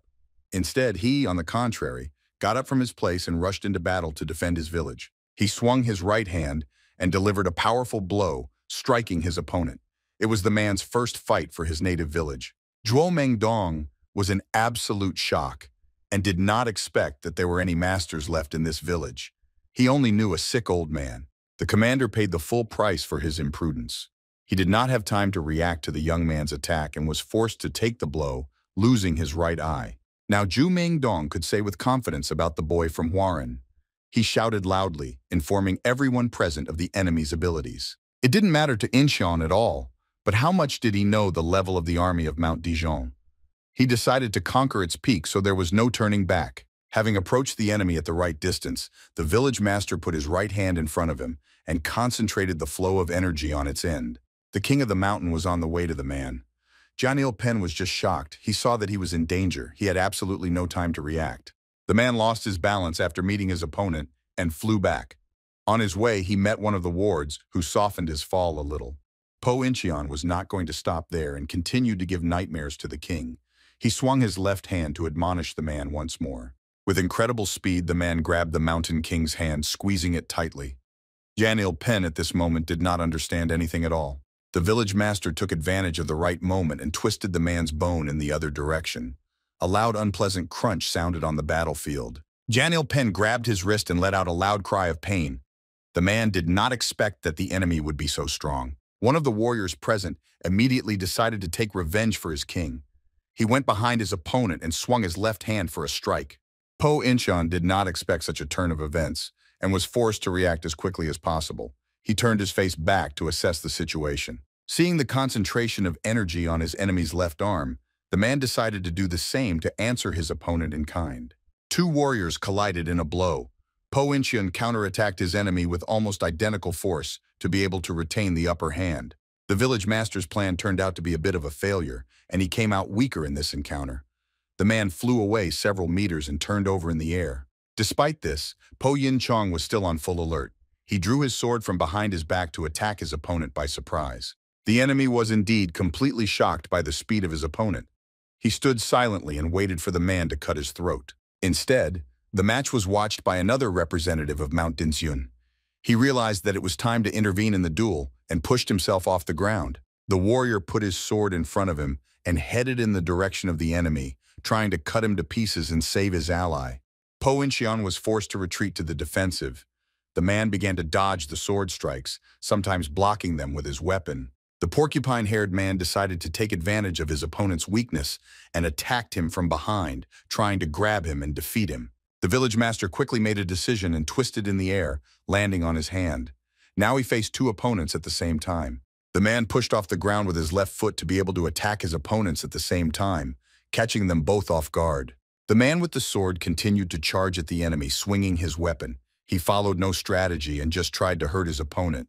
Po Incheon jumped into the air and did a somersault, simultaneously kicking one of the enemies and dodging a sword strike at the same time. After that, the master squeezed the sword in his hand with all his strength and began to cover it with internal energy, giving himself incredible strength.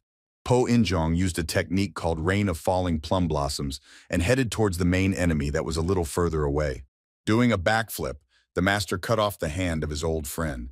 Zhou Mengdong was left without a left limb and began to lose blood. The man was simply shocked by this turn of events, because he did not even notice how the opponent approached him and was able to deliver a fatal blow. The master landed behind his opponent, still holding the sword in his hand. His advantage on the battlefield was as obvious as possible. Zhuo Mengdong knew that he had to continue fighting despite the loss. He quickly turned back to assess the situation. Before the man could do this, Po Yin Chong put his free hand in front of him and placed it on the enemy's back, using his inner chi. Zhuo Mengdong had neither the opportunity nor the time to counterattack the enemy, so he simply absorbed the blow, flying several meters away from his hand. The man landed face down on the floor, continuing to lose blood. He again lost a match to a man from the village of Kavarin. After finishing with the commander, Po Yin Chong turned his head back as he understood that he had enough detractors in this room. The warriors of Dingxun Mountain stood unmoved in their places with weapons in their hands. With frightened faces, they looked at their opponent and did not know what to do next. Meanwhile, two brothers from the Manhwa sect were spotted on the street. The warriors were forced to take out their weapons and start fighting, given the situation. Po Incheon cast his eyes on the street and did not understand why the men followed him at all, because a few minutes ago their paths diverged. The village master understood that in this case his situation worsened, and he needed to think not only for himself, but also for his allies. Judging by the situation, Po In-jong decided to help the brothers and rushed towards the front door to join the fight outside. Yan Il-pen immediately noticed the enemy approaching them with incredible speed. He ordered the wards to immediately stand in the man's way. Po In-cheon knew perfectly well that they would try to block him. That was why he once again used his inner chi and used the vanishing winter plum technique. The real difference from the village master began on the battlefield. He began defeating his opponents one by one without stopping for a second. The brothers from the Hua Mountain sect watched the match from the sidelines. They were simply shocked by the skills of the man who decided to invade. Po In-cheon, having joined the fight on the street, lost the perfect chance to win. The man understood that now he would have to sweat a little. Po In-cheon had saved his allies, and the man who had led the enemy right into the lair was now forced to take a beating. The king of the mountain was extremely displeased with one of his wards. He kicked him with his feet, with the aim of punishing him for the previous act. John Il-peng continued to beat his ward. Suddenly, he was interrupted by another one who was caring for the wounded commander. Zhuo Mengdong was feeling. The man replied that his spine was completely broken due to battle damage. The commander was not in the best condition. His caretaker suggested that the man may not even recover and will remain disabled for the rest of his life. John Il-peng asked who was their enemy. The ward replied that most likely it was a student of Chorandana from the village of Kvarin, with whom they do not have a very good relationship. The king remembered this perfectly, but they had not raided the villages for 5 years, so this step was as strange as possible. John Il-peng believed that when Chorandan stopped protecting the villagers would not pose a threat, but the man of the same color was very wrong. The king of the mountain assumed that he could not go far from Varin, so he decided to shoot arrows at him, from a large number of which the man could not evade. John Il-peng ordered his wards to immediately begin searching for their enemy, stressing that they could not lose him on their territory. The ward immediately agreed with his leader and said that he was immediately going to search. John Il-peng turned his back to the interlocutor. The man walked away from the king and wondered if this was the best decision. He understood that they would have no room for error in their court garden. The ward cast a displeased look in the direction of the leader and mentally said that if they failed, they would suffer a lot of casualties. Meanwhile, Po Yin-chong moved up the high slope of the mountain with his allies. They managed to escape only thanks to the skills of the village craftsman. The younger brother was not feeling well. Po In-cheon noticed how the man suddenly began to sag in a low position, losing consciousness from incredible exhaustion. The master managed to catch the man before he fell to the ground. Chong Huk was very worried about his brother and wanted to help him. Po In-cheon informed the man that the best help for his brother would be to get out of here now, and preferably as soon as possible. The master looked at the interlocutor and asked if he could move faster, emphasizing that he would have to sweat a lot during the move. Chong Huk himself understood their situation very well. He silently nodded his head and agreed to any terms, just to save himself and his brother. The man perfectly understood that he himself had brought his brother to such a position. In addition, he spoiled the master's plan with his unbearable curiosity. The allies entered the cave they met on their way. Here, the village master provided first aid to the victim, dressing his wounds. Po In-cheon reassured his older brother and told him that everything would be fine. Chong Huk asked if they shouldn't go down the mountain for better safety. The master replied that they would not be able to escape from riders on horses who knew the terrain well. The man added that it would be possible only for him alone. At this point, Chong Huk was once again convinced that his idea was a failure.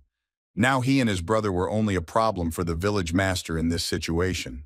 Po In-cheon suggested that his elder brother stay here for the night and heal his wounds a bit, while he himself prepared to go on a reconnaissance. The master understood that the enemies had most likely started looking for them, if they were not stupid. The man put on his hood and left the cave.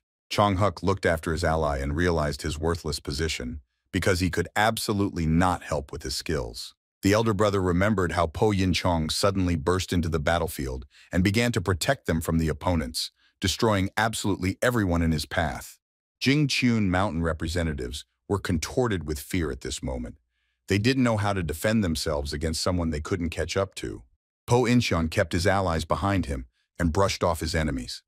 They slowly moved back to be able to escape from here. At some point, the master turned to face the brothers, and holding out his hand in front of him, ordered them to immediately get up and go as far as possible. Chong-huk, not objecting to anything at all, took his younger brother by the arm and headed forward, continuing to watch the village genius. Po and Zheng told the allies that a master could be found anywhere, not only in the Manhwa sect, because a master could be an absolutely ordinary person. Po In-jong possessed incredible skills, according to Jong Haka. He managed to control his internal chi with ease, demonstrating his level. Several hours passed and the master returned to the cave with an arrow in his hand. Taking the first step inside, the man immediately asked about the well-being of his younger brother. Chong-huk replied that his brother's internal organs did not appear to be damaged and the bleeding had stopped. Po In-cheon ordered to get out of here after dark. Chong-huk immediately understood that the master wanted to fight the enemies alone and tried to dissuade him by offering help from Mount Hua. Chong-huk literally froze after his last words. He did not even prove the sentence, although there was no one to interrupt him in the cave. The man caught the confident and murderous look of the master, who stopped at him. Po In-zung didn't answer at all and just stared in front of him. At one point, he turned his back to the interlocutor and told him to do as he wanted, and in turn he could not leave the opponents alive. Chong-huk again made a mistake and did not think at all about the fact that the existence of the master should remain a secret. The elder brother endangered the entire village of Varen. Po In-zeng was by no means angry with the representative of Mount Hua. He walked silently to the exit of the cave and raised his left hand with an arrow in his hand. After that, the man swung with all his might from behind his shoulder and shot the arrow into the sky. He needed to distract the enemies and give them the wrong signal. After releasing the arrow, Po In-cheon turned to face his ally and said that he would distract the opponents and the brothers should get out of here. Finally, the man added that Chong-huk kept his mouth shut about this situation for his own safety and the safety of his wounded brother. Midnight came very soon. Absolute silence reigned in the surrounding areas of Jingkun Mountain, and only the howling of wolves sometimes disturbed it. As the village master had ordered, the members of the Hua Mountain sect left the cave as darkness fell and headed for a safe place. They just walked forward, not paying attention to anything. Meanwhile, they were watched by a man who was on top of the mountain. This man was Po In-cheon, who was also chastising himself for today's situation. He wondered why he had taken such an unnecessary risk. The man perfectly understood that today he could die. Despite this, he was not going to stop, because the village had to be saved. As soon as it got dark, the members of the Jingchun mountain sect put down their torches and began to walk around the area, trying to find at least some clue. They slowly walked in the parade, lighting their way. It was noticeable that they were not very diligent in carrying out the task that came from the king of the mountain. The two men walked forward and were shivering from the cold. Their thoughts absolutely converged at the expense of the weather, which was not at all pleasing at night. Po In-cheon tried to stay as high as possible so that he would not be found. He saw opponents in front of him, but he was in no hurry to attack them. The man reached into his inner pocket with his right hand to retrieve something useful. He did it as slowly and leisurely as possible. Taking out some red, incomprehensible object from his pocket, the village master brought it to his mouth and bit off a piece with his front teeth. One part remained in his mouth, and the other in his right hand. The man looked at the full moon and prepared himself for the fact that the knife would be difficult. A few more minutes passed, and absolutely nothing happened on the mountain.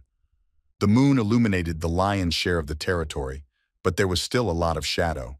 Po In-cheon hid between the rocks and did not show himself to the enemy. He was a master of disguise and performed the task absolutely without mistakes. The man moved forward, leaving a breath of wind behind him. At some point, the master pushed off the ground hard to fly into the air. For a few seconds, it hovered above. His shadow was illuminated by the full moon. The man flew forward like a bird without looking back. Again, like a bird, Po In-cheon spread his arms out to his sides like wings to increase wind resistance and stay in the air longer. He performed the same maneuver with his legs. Po Winchen's goal was to fly as far as possible, otherwise his mission would fail. The master was stationed above a small settlement called Fairy Peak. Like an eagle, he began to hunt down his prey from below. Having chosen the right house, the man landed on the roof, standing on all fours. It was very difficult to land quietly, but somehow he managed it. Po Yin-chong breathed a sigh of relief and began to listen to his surroundings. He managed to penetrate the rear of the enemy completely unnoticed. After that, the master began to drop to his knees, resting his hand on the roof. He smoothly placed first his right and then his left hand on the roof. After that, the man slowly bent to his hands and began to listen to the sounds that could be heard inside this house. Po Winchen heard voices discussing the next plan. The young man realized that the enemy was preparing something, intending to use a lot of manpower.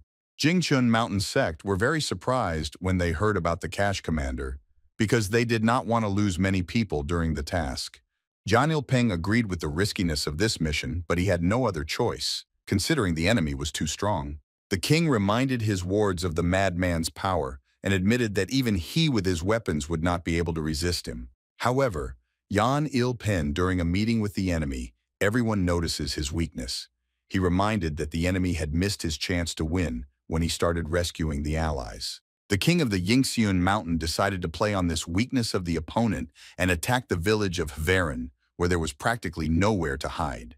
The man's plan was to shoot a lot of arrows at the village. He was sure that the master would choose other people's lives. In addition, Yan Il-pen reminded them that they needed provisions, and with this mission they would kill two birds with one stone by taking away the food. Po Winchen heard everything with his own ears. He was simply shocked by the plan and understood that he really couldn't do anything in that situation. Jia Il-peng asked one of his charges if he had any poison. Having received a positive answer, the king ordered to prepare poison for a detachment of crossbowmen. Jia Il-pen emphasized that the target of the Blood Phoenix crossbow squad would be their main enemy, who would not be able to dodge. Po Winchen did not expect such a turn of events. His eyes widened in surprise as he realized the seriousness of the situation.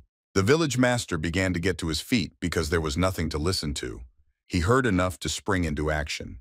Po Winchen had no choice but to attack his enemies right now, because otherwise his village would almost completely die out. Realizing this, the village master swung his right leg and exerted his maximum internal energy to catch his enemies off guard. He made a powerful kick on the roof of the house and broke through it. A loud explosion rang out in the rear of the enemy, which surprised everyone present. The roof of the house collapsed. The wood began to fall to the floor, forming a curtain through which almost nothing could be seen. Those present in this building immediately turned their heads in the direction of the explosion, but could not see anything because of the dust that blocked their view. Po Winchen took advantage of his momentary advantage and immediately threw several wooden planks in different directions where he saw the light. The target of his attack was not people at all. The master saw a slight flash of light through the curtain and decided to extinguish the candle that illuminated the room. Also, the man did not forget about another source of light that he was able to see in the dark. He needed an edge, so this solution was the best. Literally in a fraction of a second, absolute darkness reigned in the room. Both candles located opposite went out at the same time. Jingchun Mountain Sect were in a not very pleasant situation.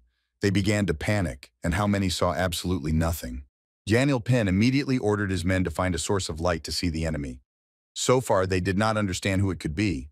Po Winchen, meanwhile, got used to the darkness in a matter of seconds. The master understood that it would take some time for his enemies to get used to this. Using his advantage, the man immediately decided to act. He quickly moved behind the queen of the mountain without making any noise.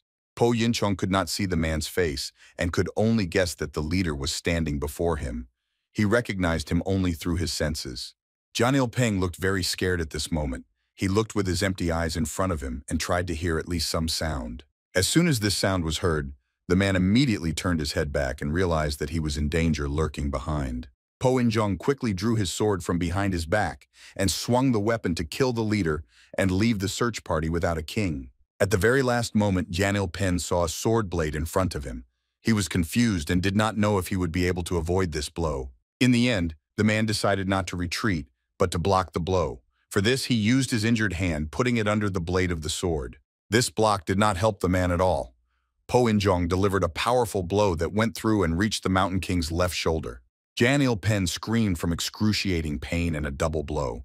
He was able to avoid death, but this did not improve his situation in any way. Po Incheng, without thinking long, used his right leg to push his opponent away and imbued it with internal chi.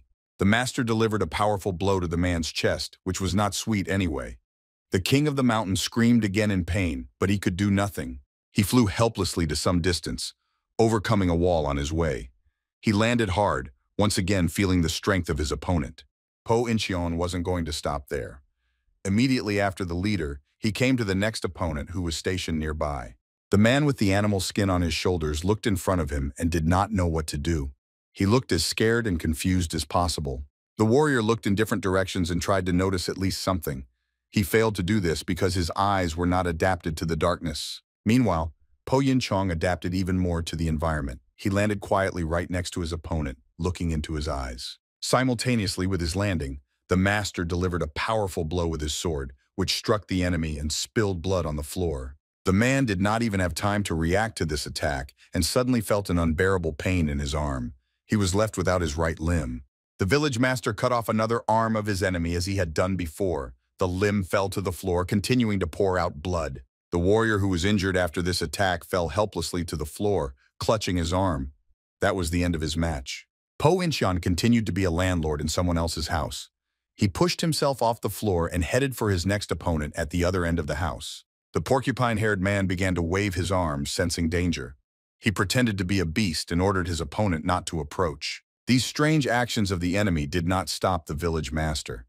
He confidently continued to approach forward, focused on his goal. The man's screams only helped the master to understand his exact location.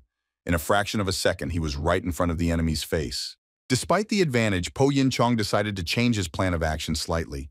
He did not attack the opponent, but literally flew past him. The village master took up his position behind the man. The porcupine-haired warrior sensed the presence of the enemy and almost peed in his pants at that moment. Po In-jung, wasting no time, struck his opponent's back with his left palm, releasing an incredible amount of internal chi. An ordinary person could not avoid such a blow. As soon as the palm touched his back, the porcupine-haired warrior began to spit blood. After the collision, the man flew several meters back and met with another wall. He lost consciousness and did not make a sound. Po Incheon has dealt with almost all the rivals in the house. He knew there was only one left, the weakest enemy in this room. Suddenly, the village master stopped and did not understand what was happening. His murderous gaze suddenly turned sympathetic. He saw before him a representative of the Jingchun mountain sect, holding a sword in his hands and trembling with fear in the face of death. Realizing that he would not be able to do anything against the enemy, the warrior fell to his knees, hoping that the man would decide not to kill him. The man couldn't contain himself in the face of death and let all his fear out, which spilled out in the form of a puddle beneath him. He asked the enemy to spare him and leave him alive. He promised that for the rest of his life, he would do only good deeds and not remember this incident. Po Incheon thought about leaving the last enemy alive, but he was well aware that this would threaten his village. The man was ready to risk his life, but he could not endanger the inhabitants of the village, who have absolutely no protection. That is why the village master decided to finish off the last rival. He delivered a powerful palm blow directly to his face, knocking him back. The helpless warrior made several flips in the air and crashed hard into the wall. He lost consciousness and could not control his own body. Po In-jung decided that he would not finish this man off, as he had damaged the flow of his inner energy, so it was unlikely that he would rise again. The situation was different with the king of the mountain. Despite being mortally wounded, Yan Il-pen was still conscious and making strange noises. Po In-cheon approached his main rival and thought that he could leave anyone alive, but he must finish the king on the spot. The village master firmly took his sword and its blade began to shine under the glow of the full moon, informing the fellow about imminent death. Yan Il-pen sat on the floor with his back against the wall. He was barely breathing and could not counter his opponent at all at this moment. Po Yin-chong, without thinking for a long time, moved from his seat and swung his weapon in order to finish off the king of Jingkung Mountain once and for all. Po Incheon began to clear the surrounding areas of Jingkun Mountain, cutting his enemies to pieces. There are few people left among the living in the forests. Those who managed to survive perfectly understood they're not the best situation, so they hurriedly wanted to leave the battlefield to stay alive. The village master hid in the treetops, watching his enemies. He could see them perfectly, as if they were in the palm of his hand. Po Incheon left less than 30 men alive, and even they ran in different directions, so the sweep was almost complete. The task of the master was not to destroy all the enemies to the end, but to protect the residents of the village of Farron and his family. To do this, he had to disgrace his honor as a warrior by setting traps for his enemies in the dark and killing those who posed no threat. When the sweep was complete, Po Yin Chong could finally breathe a sigh of relief and return home to his family waiting for him with peace of mind. Guanmo Gorge was simply an incredible creation. Between the high rocks ran a river along which ships rarely sailed. Norin Pavilion was located at the top of one of the slopes. It was like an incredible fortress that was almost impossible to approach. The ship boldly sailed forward through the gorge.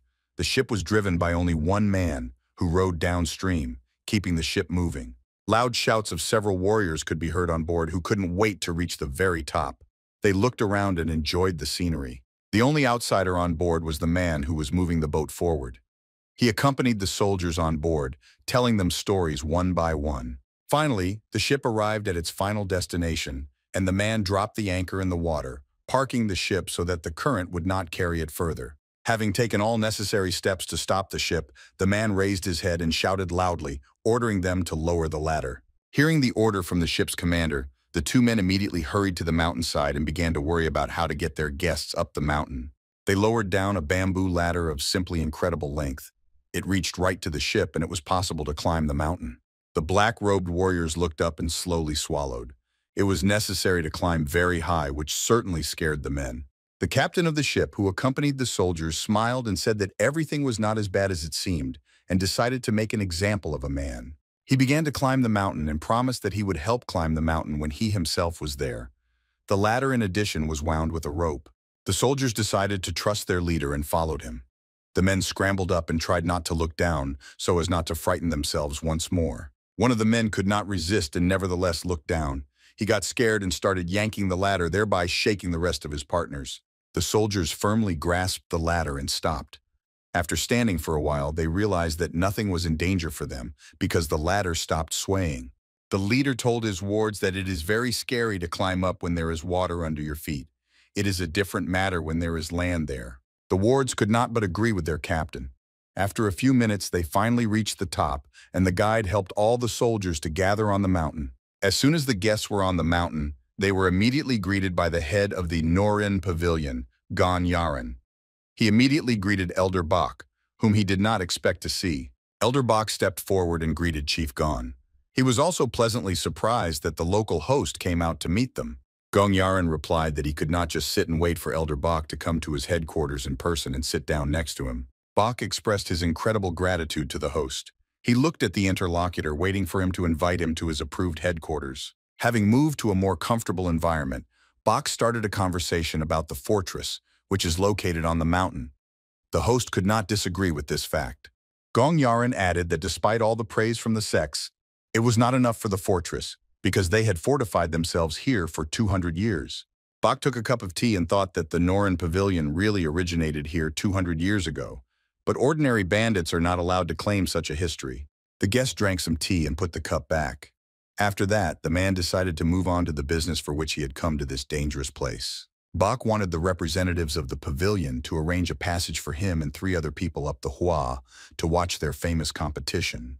Gong Yaren was a little skeptical about this request because he understood that clowns dressed as righteous warriors wanted to invade where they were not invited. The owner replied that the request was very complicated and he needed to coordinate everything with the head of the Trade Bureau of Waterways. "Did you also ask, won't this damage the elder's reputation?" Bok replied that he just wanted to assess the situation. The man understood that their conversation was reaching a dead end and asked if it would be difficult to send 3 more spectators to the event. This was of course not a problem, but Gong Yaren was well aware that the Wudon sect could not take comfort in the fact that Hua Mountain was still holding on to the top. Looking at his interlocutor, Elder Gun understood that he did not want to be between 2 whales that could eat him at any moment. While the owner was thinking, Bok decided to speed up the brain of the interlocutor. He placed a cloth on the table with something inside. The guest said that he understood the difficulty of his request, so he offered this envelope as well as guarantees in the trade of the Cheonggripo Pavilion and the Guangmo Alliance in the future. Gong Yaren looked at the envelope and thought that there was a small amount inside, compared to the zinc that could be obtained from the cooperation with the Cheonggripo Pavilion. Suddenly, the meeting of the 2 elders was interrupted by one of the wards. Gon didn't like that very much and reminded him that he had a very important meeting now. The ward apologized and informed the head that it was a very urgent matter. After that, he approached him and whispered some information in his ear. Hearing this, Gong Yaran literally jumped to his feet in anger.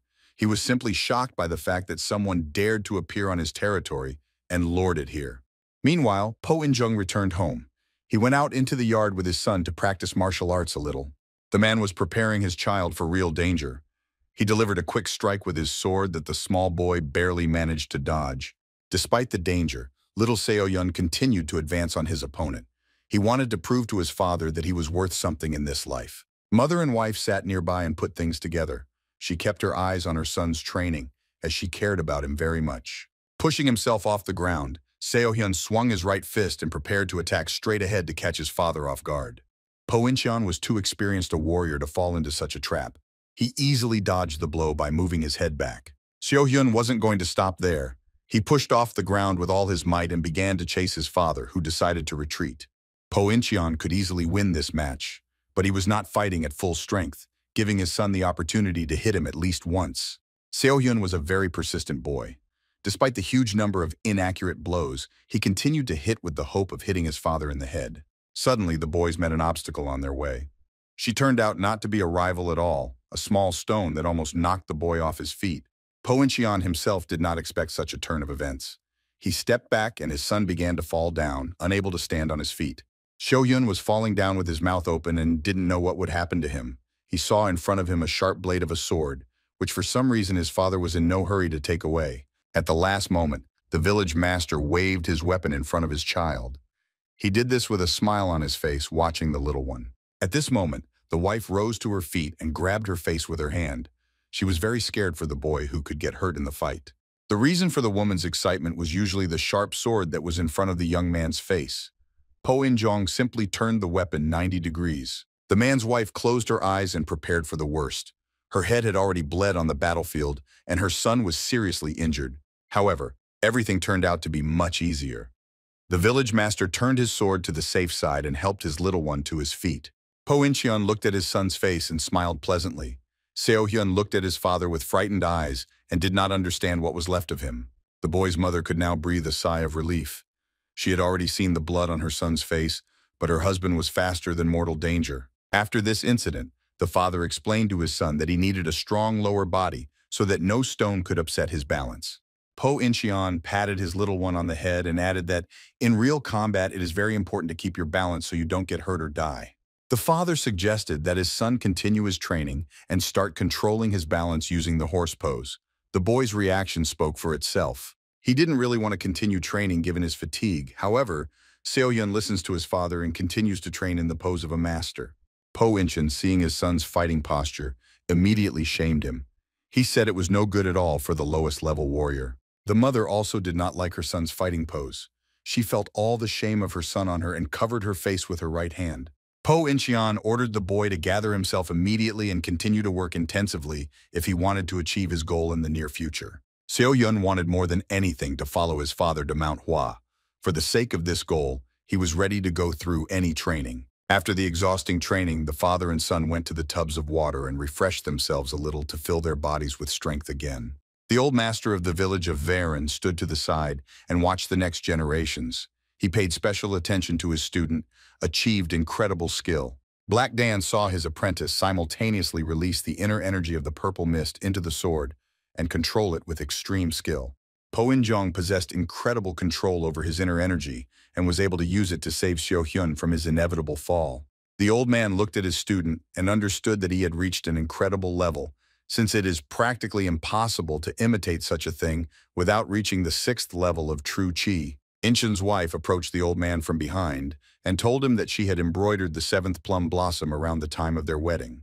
Black Dan was simply shocked, because even the talented disciples of the Hua Mountain sect, whom she considered to be geniuses, were able to obtain 6 flowers before the age of 40. Po In-cheon stood out from the crowd with incredible talent. He progressed at an incredible pace and at his rather young age already had 7 flowers. Night came very quickly. The light around went out and the family went to their house in the village of Varen to finally rest a little. This rest was not about just one person. Po In-cheon continued his training even inside the house, silently meditating in the lotus position. The man tightly closed his eyes and was not distracted by any external factors. He was only focused on controlling his inner energy. At some point, the village master opened his eyes and began to question himself. Did a person like him have no other choice in the Dingjun Mountains? Po Inzheng was absolutely sure that he had made a strong advance into the Dingjun Mountains, but he still could not understand during the battle what the divine mist was. Now he understood, but he wanted to complete all 7 stages and attain enlightenment sooner. For the man, enlightenment was still only a matter of time. Po Inzheng drew air into his lungs and exhaled slowly, reassuring himself that even the disciples of the main sect found it impossible to reach such a level.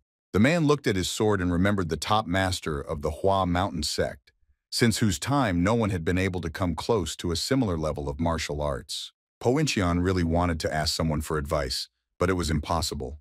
He remained alone with himself and continued to think about the inner energy.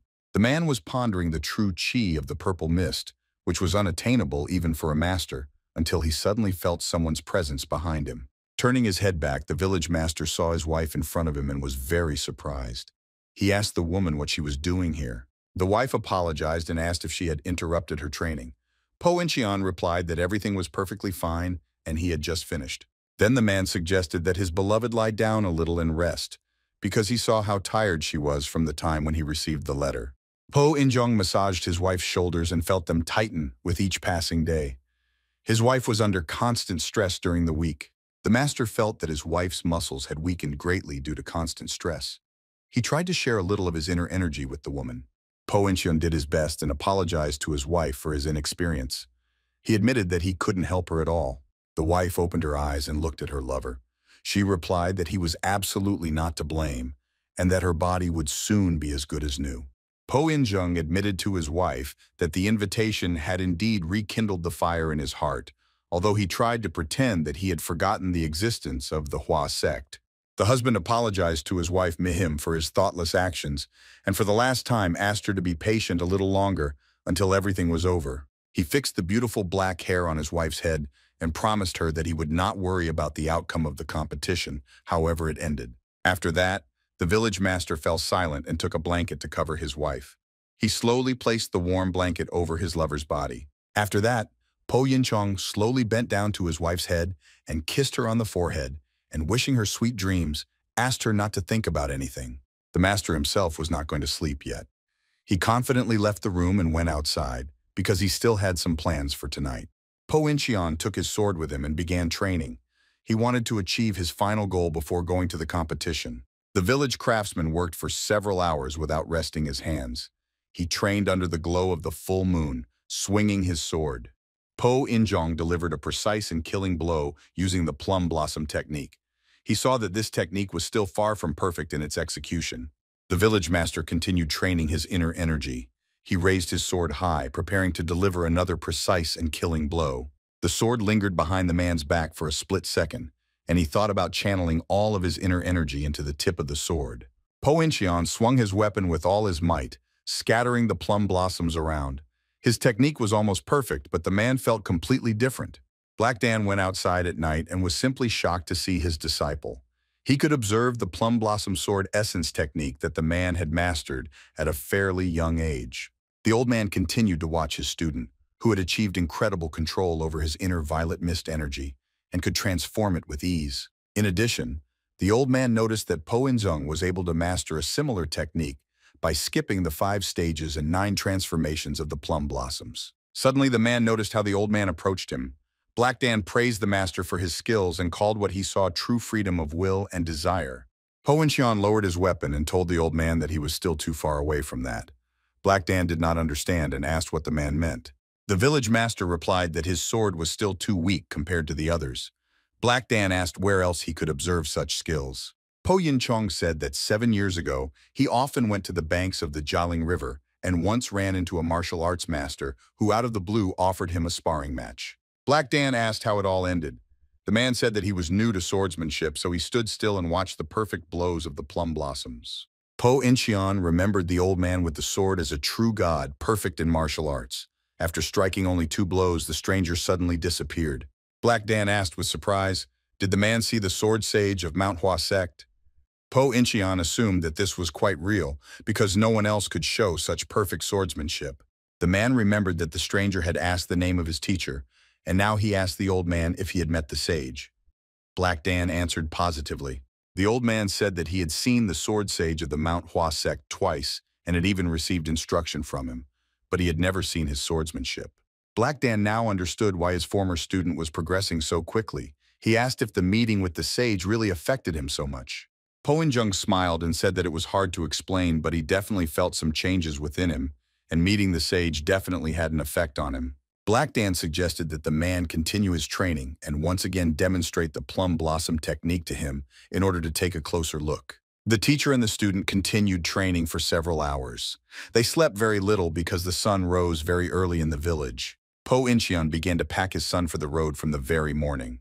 He dressed him in new tailor-made clothes, but the boy did not like his new disguise very much. Seo-hyun asked if it was the same clothes his mother had made for him. The father replied that it was exactly the clothes with plum blossoms on them. The guy asked why this robe looked so poor. Po In-cheon replied that a son should be grateful to his mother. Seo-hyun asked why. The father explained that he had to change his clothes several times to make them looser, because the new clothes would be very disturbing during the competition. Po In-jong put his hand on his son's shoulder and advised him to better thank his mother for caring about them, even though he is not a martial arts fan. After that, the master played the role of a strict father and asked his son what he would do if they were forced to go their separate ways. Sohun replied that first he would go to Mount Dingjun, from where the road to the Jiling River would open, and then the village of Hwaerin could be found behind the stream of water. Po In-cheon was very pleased with his talented son. He raised him to be a very skilled warrior who shows incredible physical and mental abilities for his age. After that, the father could be calm about the safety of his child. He rose to his full height and said that with this instruction, they could finally depart. Po In-jung helped his son put the small backpack on his back. Seo-hyun fulfilled his dream and was very happy to go with his father to Mount Hwa. The village master together with his son finally got together and went outside. Seo-hyun immediately opened his mouth wide in surprise. Almost all local residents gathered in the village of Hwaerin to see off two highly respected people. They saw off their defender with honor. The old woman took a few steps forward and turned to Po In-jong. She asked her husband why he should take Sohun with him at all. It was very difficult to find an answer to this question that even the wife understood. She mentally asked her husband to keep quiet and not say anything. Po In-cheon seemed to hear his wife and remained silent in response. The old grandmother told the master that he should return as a real hero and arrange a holiday here. Po In-chong bowed his head down and closed his eyes, saying that it would not be easy to do, but he promised to do his best to achieve his goals. After that, the village master approached the interlocutor and took her right hand in his palms, intending to say his last instructions. Po In-cheon asked the grandmother and everyone present to take care of him while he was gone. The man was very concerned about the health and life of local residents. The grandmother replied that they would do everything possible to stay alive and healthy and would definitely wait for the celebration that the hero would arrange upon his return. The master turned to one of his students and apologized for placing too heavy a burden on him to protect the village. The man replied that everything is fine. The disciple let the master go ahead without thinking, just to have a little fun. In his opinion, for the teacher, it was just like a normal training session. Po In-cheon asked his wards not to forget about training, because in his opinion, one missed day was equal to 10 fruitful days of work. The ward smiled and said that he had learned these words by heart over several years, so none of them would miss a day of training under any circumstances. McGim also said goodbye to her husband and asked him to buy an ornament with flowers to make her black hair look even more attractive. Po In-cheon smiled back at his wife and said that he would definitely bring her a gift, and it wouldn't be just a single hair ornament.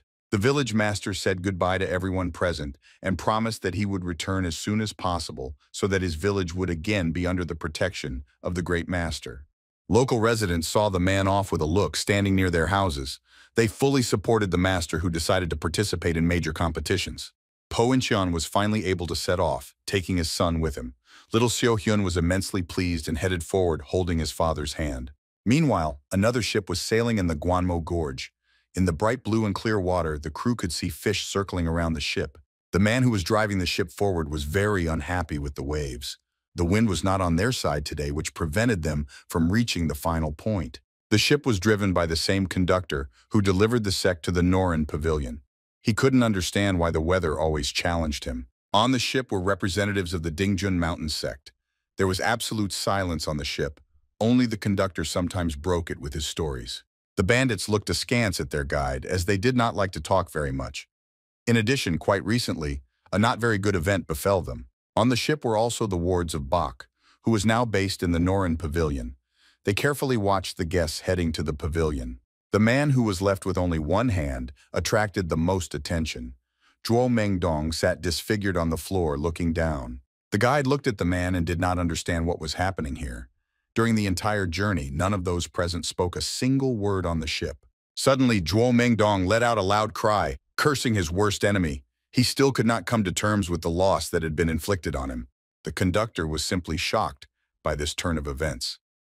He did not expect that one of the people present would suddenly start shouting, interrupting the absolutely dead silence around. Jinjun Mountain Sect fell to his knees and looked up, cursing his 20 years of life, during which he had achieved absolutely nothing. Zhuo Mengdong was in the most insignificant position, which annoyed him greatly. Now he did not have the strength to continue his journey. In a few minutes, the man was already in the Norin Pavilion, where he was supposed to meet with an important person who once let him go from this place. This man was the head of the Norin Pavilion, Gan Yaren.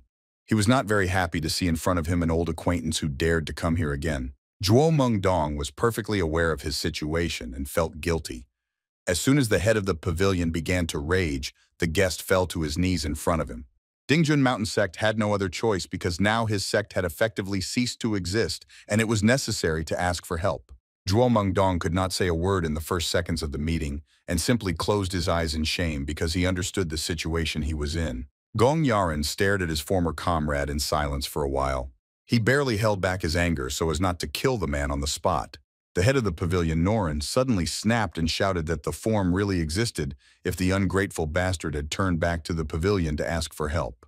Gong Yaren asked his guest if he really chose the path of death and came for it on his own too, instead of licking his own somewhere in the bushes. Elder Bach was in the room and heard this speech. He was familiar with the name of the guest who was one of the leading bandits on Dingjun Mountain. The man wondered what connected them to Chief Gon, because the Norin Pavilion was too powerful a group to associate with the worthless seekers. Bach perfectly saw that Elder Han's eyes were full of hatred and anger. He wondered if an ordinary thug could make such a leader so angry. Gong Yarn wasn't going to hold back his emotions in this dialogue. He took a cup of tea and threw it straight at the head of the kneeling guest. Gong Yarn began to demand from his guest to explain the reason. He had been kind to him in the past, but Zhou Mengdong had said goodbye to him. The head of the pavilion, Norin, was not happy to see in himself a man who returned to him not as a triumphant, but as a beaten dog that cannot even fight. Bach watched this performance and did not understand why Chairman Gon still had not finished the man, because Bach had heard of the leader's cruelty. Zhuo Mengdong continued to sit motionless on his knees and did not say a word. Suddenly he apologized to his older brother, whom he had been friends with in the past.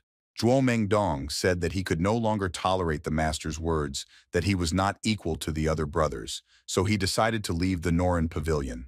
The man added that he wanted to prove that he was worth something more, and left to create something similar to the Norin Pavilion and not depend on anyone. Gong Yaren only laughed at the fact that his younger brother had become one of the leaders of a seeker gang that was not even worthy of recognition from other sects. The head of the pavilion, Norin, asked the guest if he had betrayed him in exchange for such an insignificant position, and now came back to justify himself.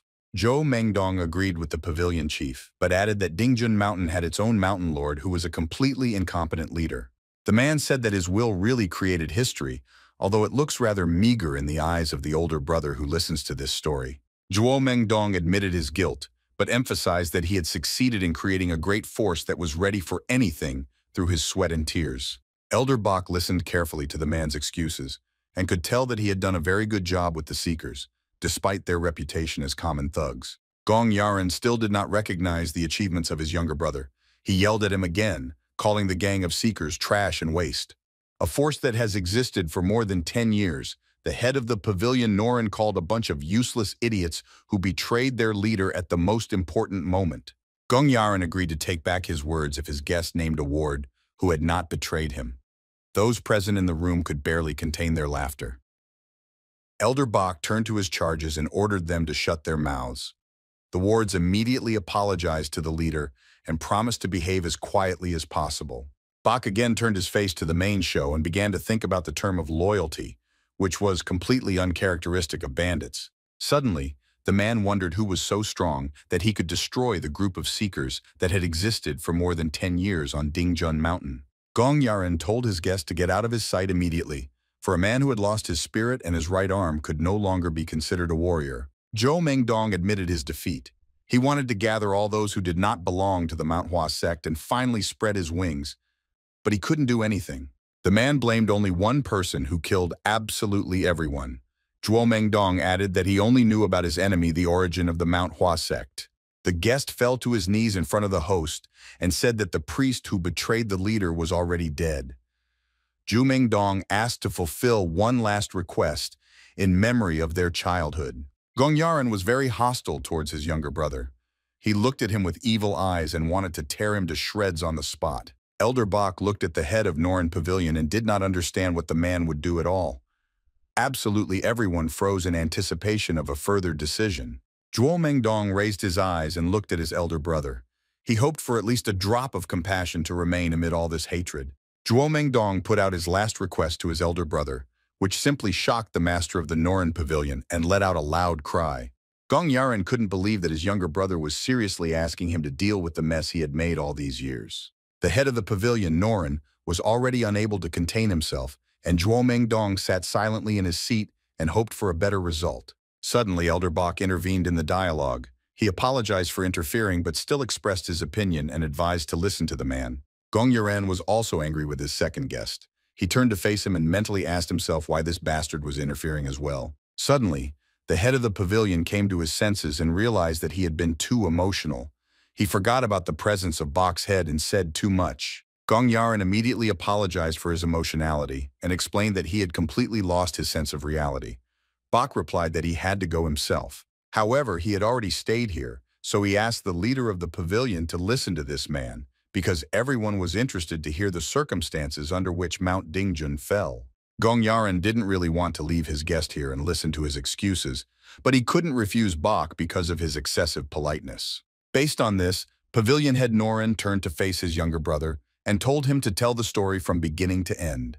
Zhuo Mengdong told everyone present the story about the fall of Dingjun Mountain and the unknown master who dealt with the entire army all by himself. Bach was simply shocked by the result of this story. He couldn't even imagine that the head of Varen village was a member of the Hua Mountain sect. Zhuo Mengdong had finished his story and was now looking at the reactions of everyone present. He did his best to throw himself a life jacket. Bach's ward elders began to whisper among themselves and express their opinions, which was definitely not on the side of Dingjun Mountain. Instead, Bach began to think about how to solve this problem. On the contrary, he wanted to help Mount Dingjun, as he saw his benefit in this. However, the man faced one problem. This problem was Po Inchin, whom the guest described as a real monster. Bach looked at one of the village master's victims and wondered if a person in their right mind would go against a huge army, even if they were confident in their abilities. The man assumed that this could be a lie, and Zhuo Mengdong was simply overestimating the enemy's capabilities, since he had suffered a fatal defeat in battle. Zhu Mengdong once again emphasized that everything heard by those present is the complete truth, and there is absolutely no need to lie to him. The head of the pavilion, Noren, listened to his guest without too much emotion. Everyone looked at the injured man who wanted help. Bach suddenly realized that the story was really true, because a man does not need to lie, but on the contrary, he needs to underestimate the strength of his enemy. Gong Yaran still stood his ground, but after this answer, he began to wonder if he could really join this adventure. Without thinking for a long time, the owner of the pavilion, Noren, gave a clear answer that he could not help. Zhuo Mengdong did not expect such a sharp response. He asked his elder brother to think again, because Varen is just a small village that will not stand in the way of the enormous power of the Noren pavilion. Gong Yaran replied that he was refusing, not because it would be difficult for him, but because he could look into the future and foresee the consequences. Gong Yaran heard the interlocutor's story, that he had caught 2 priests of the Mount Hua sect, and in this case the situation takes on completely different colors. The owner of the pavilion reminded his guest that he is already at the bottom of the swamp, but he is still trying to drag his former allies with him. Zhuo Mengdong bowed his head after this answer and became very upset. He understood that his older brother was still resentful of him and would not help. Meanwhile, one of Bach's wards approached his boss and decided to share an idea that suddenly came to his mind while watching this performance. Elder Bach listened attentively to the idea of his ward and recognized that it could indeed be a good one. The man immediately took action after that. He approached the head of the pavilion and asked to listen to his opinion once more. Bach said that after listening, they will have an opportunity to help the man.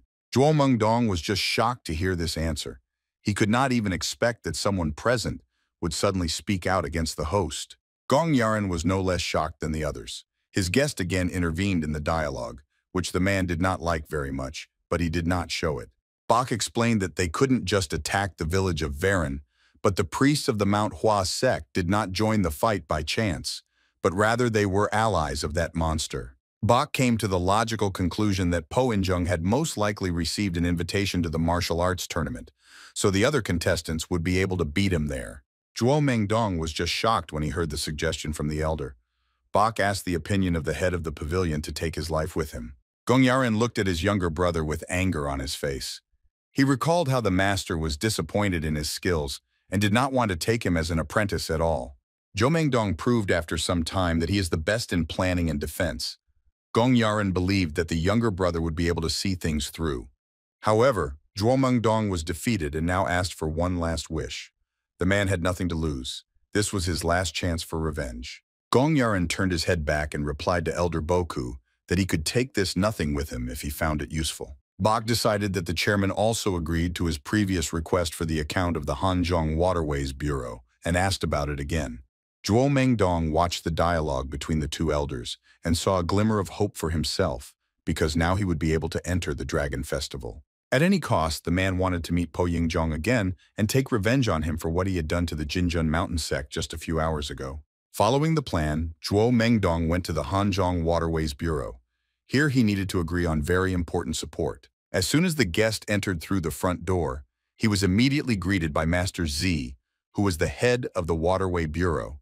The man appeared very suddenly. Zhuo Mengdong turned to face the interlocutor and introduced himself as a representative of Norin Pavilion, expressing his incredible paper to the master. Master Z was pleasantly surprised by the man's manners.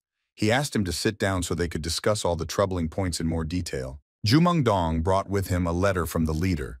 The plan was to enter the martial arts competition at Mount Hua under the guise of an escort. After looking at the letter from the leader, Master Z immediately described it negatively to himself because 6 guards were too many for him. Zhuo Mengdong understood the man very well, but he tried to persuade him. He promised to take on all the unpleasant tasks that would be encountered on the way to Hua. Master Z received a very good offer. He had to take 6 people with him, and in return he received free passage through the strait for 3 months. Despite this, the master said that 3 months would not be enough for him and offered his terms that the number of months coincided with the number of guards taken. Zhuo Mengdong explained that he could provide such an opportunity, but his charges would not understand it, so he asked the master to wait for 4 months. Master Z was pleasantly surprised by the courtesy of his guest. 4 months was a very good offer, so the man decided to accept this offer anyway. The host laughed and said that he would be glad to be accompanied by 6 young masters with whom he would go tomorrow. Zhou Mengdong thanked the master. Master Z had his conditions. He added that none of his bodyguards could do as they pleased without getting permission from their boss. Zhuo Mengdong agreed to this small condition from the interlocutor and finally achieved his goal. He was now almost an arm's length away from Po Incheon.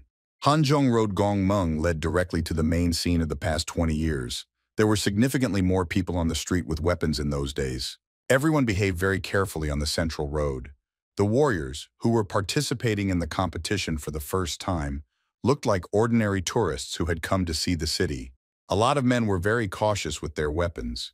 Contestants were easy to recognize because they were constantly evaluating other people. Entrepreneurs who sold their goods were also located on this street. One of the merchants was driving flies away from honey, which no one had bought yet today. The men watched the huge flow of people, but absolutely no one paid them any attention. They could not understand whether their business was so unprofitable.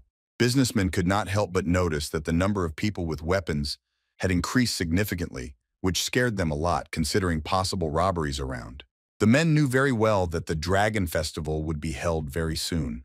One of the entrepreneurs even knew that Master Z from the Waterways Bureau would also be involved. Also, this entrepreneur added that this is not his first tournament, so he knows perfectly well that among these people with weapons, there are many imposters who just want to look at the competition. He emphasized that many people want to get a free ticket to the tournament, so they join the participants with their tails, as if accompanying them. It was almost impossible for an ordinary person to get into the tournament, so some even resorted to bleaching the corals. But this was not the best idea. 360 participants took part in the tournament, so the number of people could increase together with the guides. Master Z was rumored to be taking as many as 10 guides with him. After hearing the story from his colleague, the man said that he would also like to watch the dragon competition if he could at least buy a ticket somewhere or accompany someone. This man was a cloth merchant, and he really didn't like the fact that only men with swords were walking around scaring women away from his goods. It is a different matter if the entrepreneur were selling food. In his opinion, this business would be very profitable, considering the incredible number of meat lovers around. Another businessman wondered why his son didn't do martial arts, because in that case, they would both get to the big event. Hanzhong Road Gong Meng also took in Po In-cheon and his young son. The travelers looked around. Seo Hyun was incredibly impressed. The Great Hanzhong Hotel District was the most crowded place on the eve of the Dragon Tournament held by the Manhwa sect. Zhuo Mengdong wandered along the narrow street, turning his head in different directions. He came here only to find one person. The man carefully looked at the faces of each passerby and tried to recognize Po In-cheon, as he was sure that he would arrive at this particular place. Ignoring a single passerby, Zhuo Mengdong bumped into the man. They bumped their shoulders, and at the same time she stopped in place. The stranger turned his head back in displeasure and began to get angry at the oncoming passerby, telling him to look more carefully under his feet next time. Zhuo Mengdong really wanted to reciprocate the unkind interlocutor, but he was in no hurry to do so because he remembered his weakness. In the end, the Seeker sect member left the scene holding his left shoulder. He thought that if the limb had been in place, the stranger would certainly not have gotten better. Zhuo Mengdong could only rely on the disciples of the Wudan sect, since only they could break into the village and destroy all the enemies. The man, in turn, could only hope for luck, since meeting his worst enemy could only be helped by luck. Zhuo Mengdong did not make any progress near the hotels and decided to leave the square. People here were constantly changing, and the central square was replenished. Po In-cheon and his son arrived at Great Hanzhong Street. Seo Hyun was just shocked, because he had never seen such beauty before. The village master took his son with him for the first time outside the village of Kavarin. The father offered to carry the child, but the little one said that he was not tired. Po In-cheon perfectly understood that Seo Hyun just wanted to be strong in his eyes, but in reality he was incredibly tired after 4 hours of travel. Po In-cheon still offered his little one somewhere to stay and asked where he wanted to settle. Seo Hyun is just shocked to hear such a question. The guy began to turn his head in different directions and could not stop at one hotel because there were simply an incredible number of them around. One of these was a hotel called a guest house. The 2-story building with a balcony on the top floor looked very solid and attracted visitors. The hotel, which bore the name of the Khan River, was less popular than its counterpart, but it was also quite attractive. Many visitors came here themselves. The hotel of satisfied guests had only one floor and did not look like much, but it attracted guests as the prices here were not too high. Po In-cheon fixed his gaze on the hospitality hotel as it had the most people. His son held the same opinion and pointed his finger in front of him. He pointed directly to the guest house and said that this hotel looked better than all of them, so Seo Hyun wanted to stay in this particular house. In-cheon liked the luxurious option for him and his child. He immediately agreed with his son and allowed him to go inside. It was very crowded inside the guest house. The representatives of the Heavenly Dragon Tournament gathered in the hall where they could drink tea and talk. Maybe all the tables in the hall were occupied, where visitors rested before an important event. There was an atmosphere of fun and entertainment around. Opposite, it was possible to observe a completely different atmosphere. People with weapons kept coming in and out of the hall, which could frighten the average visitor. The new guest was immediately greeted by a hotel employee. He greeted and smiled kindly. Po In-cheon said he wanted a one-room clean room. As soon as the hotel employee wanted to give the keys to the room to the visitor, he immediately received a slap on the back of the head and fell silent in surprise. A colleague of the man with a shaved head continued the conversation with the visitors and informed that at the moment, only the deluxe rooms are available in the hotel, as the regular rooms are occupied. Po In-cheon asked what it all meant. The hotel employee explained that a deluxe room will cost 2 naeong, which is twice as expensive as a regular room. Of course, the village master was not very experienced in such matters, But even considering his worthless experience, he felt that they wanted to deceive him. Po In-cheon turned to his son and said they were going to another hotel. Seo-hyun fully supported his father and looked askance at the hotel worker. The man who was ready to give the room asked his colleague what it was all about. The interlocutor replied that the opportunity to earn more money from customers should not be lost. His colleague was indignant and threatened to tell the owner about this incident next time. The bald man did not care and only laughed at his interlocutor. He did not have time to do this when he suddenly realized that outsiders could listen to their dialogue. The man cast his frightened look to the left and beckoned. He saw in front of him incredibly angry visitors who could hear the entire dialogue. The villagers were not very satisfied with the local workers. Po In-cheon was ready to kick the ass of the unfriendly workers, until suddenly he heard a familiar voice behind him calling his name. And turning his head back, the village master saw in front of him a man named Hek Jae-gok, who was very happy to see his old friend. After saying hello, Hek Jae-gok asked the master what he was doing here. Po In-cheon replied that forced circumstances had brought him to the central street of this city. Hek Jae-gok was very surprised that the master was about to leave the hotel, because they were supposed to have dinner any minute. The man missed that the village master stayed in another hotel. Po In-cheon replied that he had not settled yet, but was going to do so somewhere else, where he would not be charged 2 nyang for a regular room. After realizing what was the matter here, Hek Jae-gok immediately turned to the employees of this hotel and asked in a displeased voice if they were tired of living in the world. The benevolent employee immediately turned everything on his mercantile colleague, who wanted to profit from the visitors and rent them a room at twice the price. Huck immediately approached the man and asked him if he really wanted the innkeeper to break his legs. The employee began to apologize and explained that he did not know that these were acquaintances of the master. Hek Jae-gok put his fist in front of the employee's face and explained that all visitors should be treated equally, regardless of origin. At the moment when the man was ready to tear the worker to pieces, Po In-cheon intervened and asked his old friend to stop abusing the worker. Hek Jae-gok explained to his friend that the owner of this hotel is his friend, but this man is younger than him, although you wouldn't tell from his appearance. Po In-cheon was very surprised because the shaved man really looked much older. The village master outside his residence could not observe very strange things. Meanwhile, not far from the venue of the tournament, battles were taking place. Swords clashed against each other on the battlefield, measuring each other's strength. The man with the huge sword was forced to take many blows. The forces at will were unequal, but unfamiliarity was not going to give way in a duel. An old gray-haired man in green clothes was surrounded. He tried to fend off a huge number of blows and counterattack at the same time. These old men were the Lord of the Cloud Sword officers, who was on his way to the Heavenly Dragon tournament, but encountered trouble on his way. Several men in black clothes and masks attacked him at the same time. They were good at martial arts, although it was not clear at first glance. Their leader was still standing still and just watching the fight. It didn't matter to him that his wards were dying in battle with this old master. The Lord of the Cloud Sword officers shouted loudly on the battlefield as he prepared to attack. He informed his opponents that he was not going to leave anyone alive. Immediately after these words, the old man took several quick steps forward and began to raise his huge sword, which he wielded very skillfully. He covered him with a flow of his inner energy. The Lord of the Cloud Sword officers began swinging his weapons in various directions with incredible speed. Opponents were simply amazed by the techniques of their enemy.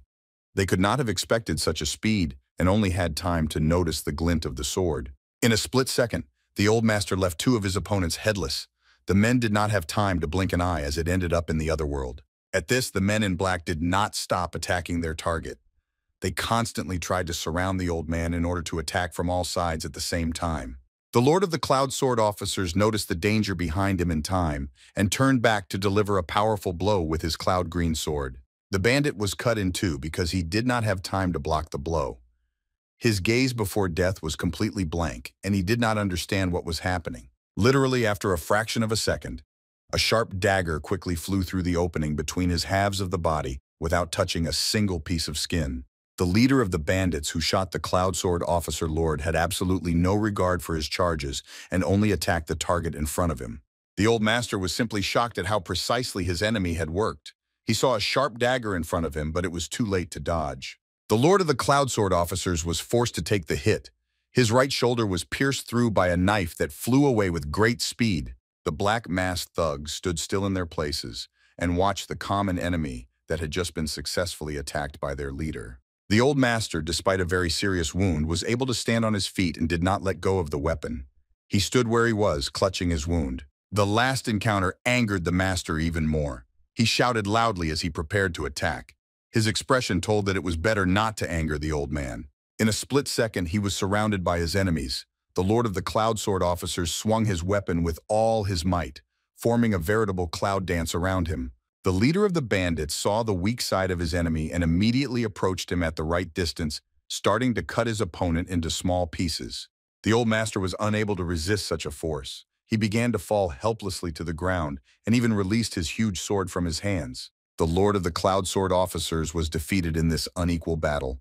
His body was cut into several parts. The wounds were too deep to continue the fight. Feeling incredible weakness and loss of blood all over his body, the old man fell helplessly to the ground, hitting his knees on the hard ground. The old master dropped to the floor and looked down. His body was mangled and continued to bleed, losing his life. The Lord of the Cloud Sword officers raised his confident gaze upwards and wished to know from the opponents what was the purpose of their attack on him. The leader of the squad that attacked the old master slowly reached his right hand toward the black mask to speak to the defeated opponent openly. The man removed the mask from his face and whispered in a low voice that he was very sorry, but it was a necessary measure to complete the mission. The old man could not understand what was happening. He perfectly understood that the bandits were waiting for him, but he wanted to know for what purpose. The Lord of the Cloud Sword officers asked why the enemies would hide their presence at all if their level of martial arts was at an incredible level. The bandit leader didn't say anything and simply held out the sky dragon in front of the invitation to the tournament. He said that he only needed this envelope. The old master said that he could just give this invitation to stronger opponents, and they could avoid unnecessary bloodshed. The leader of the bandits said that he was very sorry, but you can't change anything, so the old master can only die in this field. The Lord of the Cloud Sword officers said that the leader sacrificed not only his life, but also the lives of his charges who were completely innocent. The enemy replied that he had no other choice and added that his life would soon come to an end so they could meet in the next world. The old master looked at the man with frightened eyes and called him a bastard, asking where in the world such junk comes from. The leader of the bandit squad closed his eyes and did not answer the old man. He decided that everything can be demonstrated directly in practice to the defeated opponent. The man took out his sword and said that the old man would find out before his death who took his life, and maybe this would help him find peace in the next world. The leader of the bandits swung his sword wide, creating an incredible wave of light. The ward stood behind him and watched this in silence. The old master was simply shocked to see his enemy's skills, which he did not even use in battle, and the lord was still defeated. Before the master's throat was cut, he spoke his last words, calling his opponents crazy bastards who would stop at nothing. The leader of the bandit group agreed with the old man and left the battlefield. He had completed his business and could now go to the Heavenly Dragon tournament. In parting, the man once again told the old man, who was lying on the floor and bleeding, that they would meet very soon, so they said goodbye for a short time. Po and Sean was invited to a dinner party where he met the Iron Sword demon, Manga Yang, whom they hadn't seen in over 2 years. An old acquaintance asked the master about his teacher. Po Incheon replied that the old man was slowly recovering and could walk on his own. Ma Jae-yang talked about his affairs and reported that he had been forced to look after Haek Jae-hak for a while, as he was unable to take care of himself. The man got angry and said that the teacher was giving him the opportunity to express himself. Haek Jae-hak really wanted to get married and have a family like Po In-jong. Ma Jae-yang decided to suddenly change the topic of conversation and switch to Seo Hyun. He was surprised how the little one had grown up so quickly and asked him to come to him. Seo Hyun was not really prepared for such an event and choked on food. The boy was forced to chew and swallow quickly to get to his grandfather. Ma Jae-yang asked the boy how his mother was doing. Seo Hyun replied to his grandfather that everything is fine with mom and dad always helps her. Suddenly, the old man asked the man where he was going with his son. Po Incheon replied that he had taken Seoin with him to Manhwa. Ma Jae-yang looked at the interlocutor with a serious look and asked him if the rumors about the situation at Dingjun Mountain turned out to be true. Po In-zang didn't really want to discuss this situation and looked down. The man said in a low voice that he did it for the safety of his village.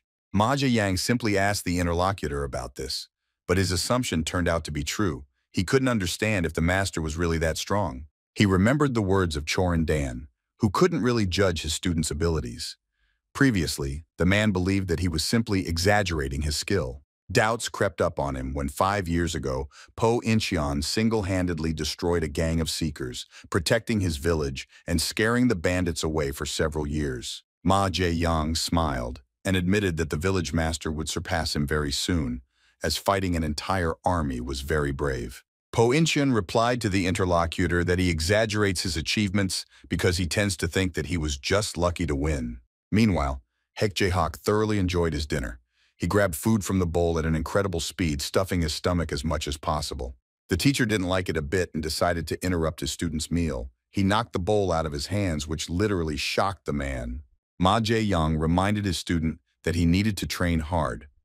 Hek Jae-hak denied that he did everything he could to become stronger. Hek Jae-hak called his teacher a cranky old man. Ma Jae-young told the disciple as he sipped his tea that he should now switch to the Black Dragon Sword. Hek Jae-hak didn't really want to fight for the minor prize in the tournament. The teacher decided so, as Po In-jong aimed at the heavenly sword. Ma Jae-young didn't really like his student's reaction and decided to hit him again. He ordered to shut up and warned that he would have no chance. Hek Jae-hak dodged the blow and asked the teacher if he had really started us together, since the dialogue can be continued without a fight. The man got up from his seat and said that he wanted to win the heavenly sword so that all the girls would fall at his feet and he could choose his bride. Hek Jae-hak turned to the village master and reminded him that he already had a wife, so there was no need for him to win this tournament. Ma Jae-yang told the disciple not to obsess over women as they are still bones with skin. Hek Jae-hak advised his teacher to remarry. Ma Jae-yan really disliked the behavior of the disciple he had trained and nurtured for so many years. Hek Jae-hak replied that there was more work to be done. Po In-cheon watched the conflict between the two sides with a smile on his face. In 2 years, he managed to miss the constant screams that rang out from all sides. The interlocutor spent several more hours at dinner and then went to bed. Tomorrow was a very important day for them because it was time to leave. The morning of the next day came almost imperceptibly. The sun greeted the cozy hotel with its rays, waking up all the visitors through the window panes. Po In-cheon and the old teacher had already gathered for morning tea. Ma Jae-young asked the young man a question he had forgotten to ask yesterday. The old man asked if the boy was still there. Po In-cheon slowly exhaled and silently shook his head, answering the interlocutor's question. Ma Jae-young guessed that Black Dan must be very upset about this. Po In-cheon replied that the old man really got stuck after this situation. Suddenly, loud screams and pounding of hooves were heard near the hotel. Almost at the central entrance, a whole herd of horses passed by, accompanying an important person. Hek Jae-hak had just woken up to loud noises outside and had no idea what was going on. One of the waiters explained that Lord Z had most likely gone to Manhwa. The man also added that the rumors turned out to be true.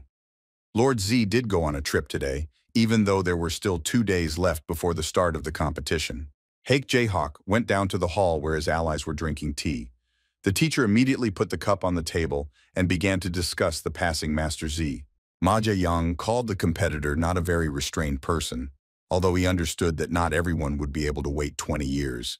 And Lord Shi had already named his successor. Hek Jae-hak turned to face his teacher and asked the insect if his son-in-law, who was said to be a very good warrior, was his successor. Ma Jae-young turned to the village master and said that Z was very much like his teacher, even if he didn't even manage to get any awards. Po In-cheon looked at the interlocutor with a calm and sad look, without giving any answer. He was still thinking about his master who had lost his power. In a few hours, the allies were forced to go on a journey. A long road awaited them, which would finally lead Po In-cheon to Mount Hua. Unlike the rich representatives of Mount Hua, Po Ying-jong was from an ordinary village, so he did not have horses or guards around him. He went forward with his son and allies on his own feet. Hek Jae-hak entertained his son on the way so that the little one would not be sad. Po In-cheon constantly watched their silly games and understood that sooner or later, the little one might get tired and not reach the mountain as promised. Po In-cheon did not really want to carry his son on his back, as he himself was tired. After all, the man could not forbid the little one to play a little games at his age. Hek Jae-hak continued to bore the little one, trying to entertain him and himself. Suddenly, they encountered an obstacle in the form of several people. Hek Jae-hak immediately stopped talking to the village master's son and raised his head. He realized that their games could end there. The man saw in front of him bandits who were armed to the teeth. Their leader stood in front and looked down on the people traveling through the fields. Seo-hyun was excited to meet his first enemies. Hek Jae-hak immediately pushed the little one back as it was too early for him to engage in bandit combat. The man asked the strangers what the goblins were doing in the field in broad daylight. He ordered the bandits to immediately tell them about the sinister intentions. The leader introduced himself as Sang-do, a spirit thief from Namjong village. He was quite well known in narrow circles and asked if travelers sometimes knew him. Po Incheon and his guides knew absolutely nothing. They were in no hurry to answer and tried to remember the face of this bandit. Absolutely none of the men remembered Sang-do's name. Only Po Yi-jong remembered seeing a very similar face in their shared hotel yesterday. Haek Jae-hak, on behalf of all his allies, informed the stranger that absolutely no one knew his name, so he apologized for his short memory. Sang-do understood that he was not very famous, but he controlled the surrounding areas, so travelers should know whose territory they were entering. The leader of the bandits said that yesterday in the hotel, he overheard the men's conversation, and he did not like that they were discussing their victory in the tournament. Sang-do informed the travelers that they could not go to Manhwa because they did not deserve it because of their superiority. Haek Jae-hak asked his teacher's opinion. Ma Jae-young concluded that they had met with some branch of the Hwa sector if they knew about the qualification and some other subtleties of the tournament. The leader of the robbers looked at his interlocutors with an absolutely indifferent look and replied that they had not guessed and that they were not members of the Mount Hwa sect. Upon hearing this answer, Ma Jae-yang immediately realized that they had met the invitation hunters who had become very popular groups last time. Haek Jae-hak was very pleased, as he had been right about the bandits from the start. He asked the strangers what they were going to do now. Sang-do continued to look at his potential opponents with an indifferent gaze.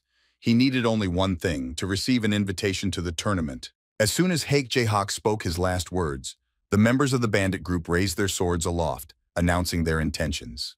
Sang-do said that they are not like ordinary thugs because they are doing their thing for a noble goal that anyone can achieve. Po Incheon and the teacher decided to leave the man alone. Haek Jae-hak wasn't too pleased when he felt the wind at his back. He asked the teacher if he would have to fight the bandits himself.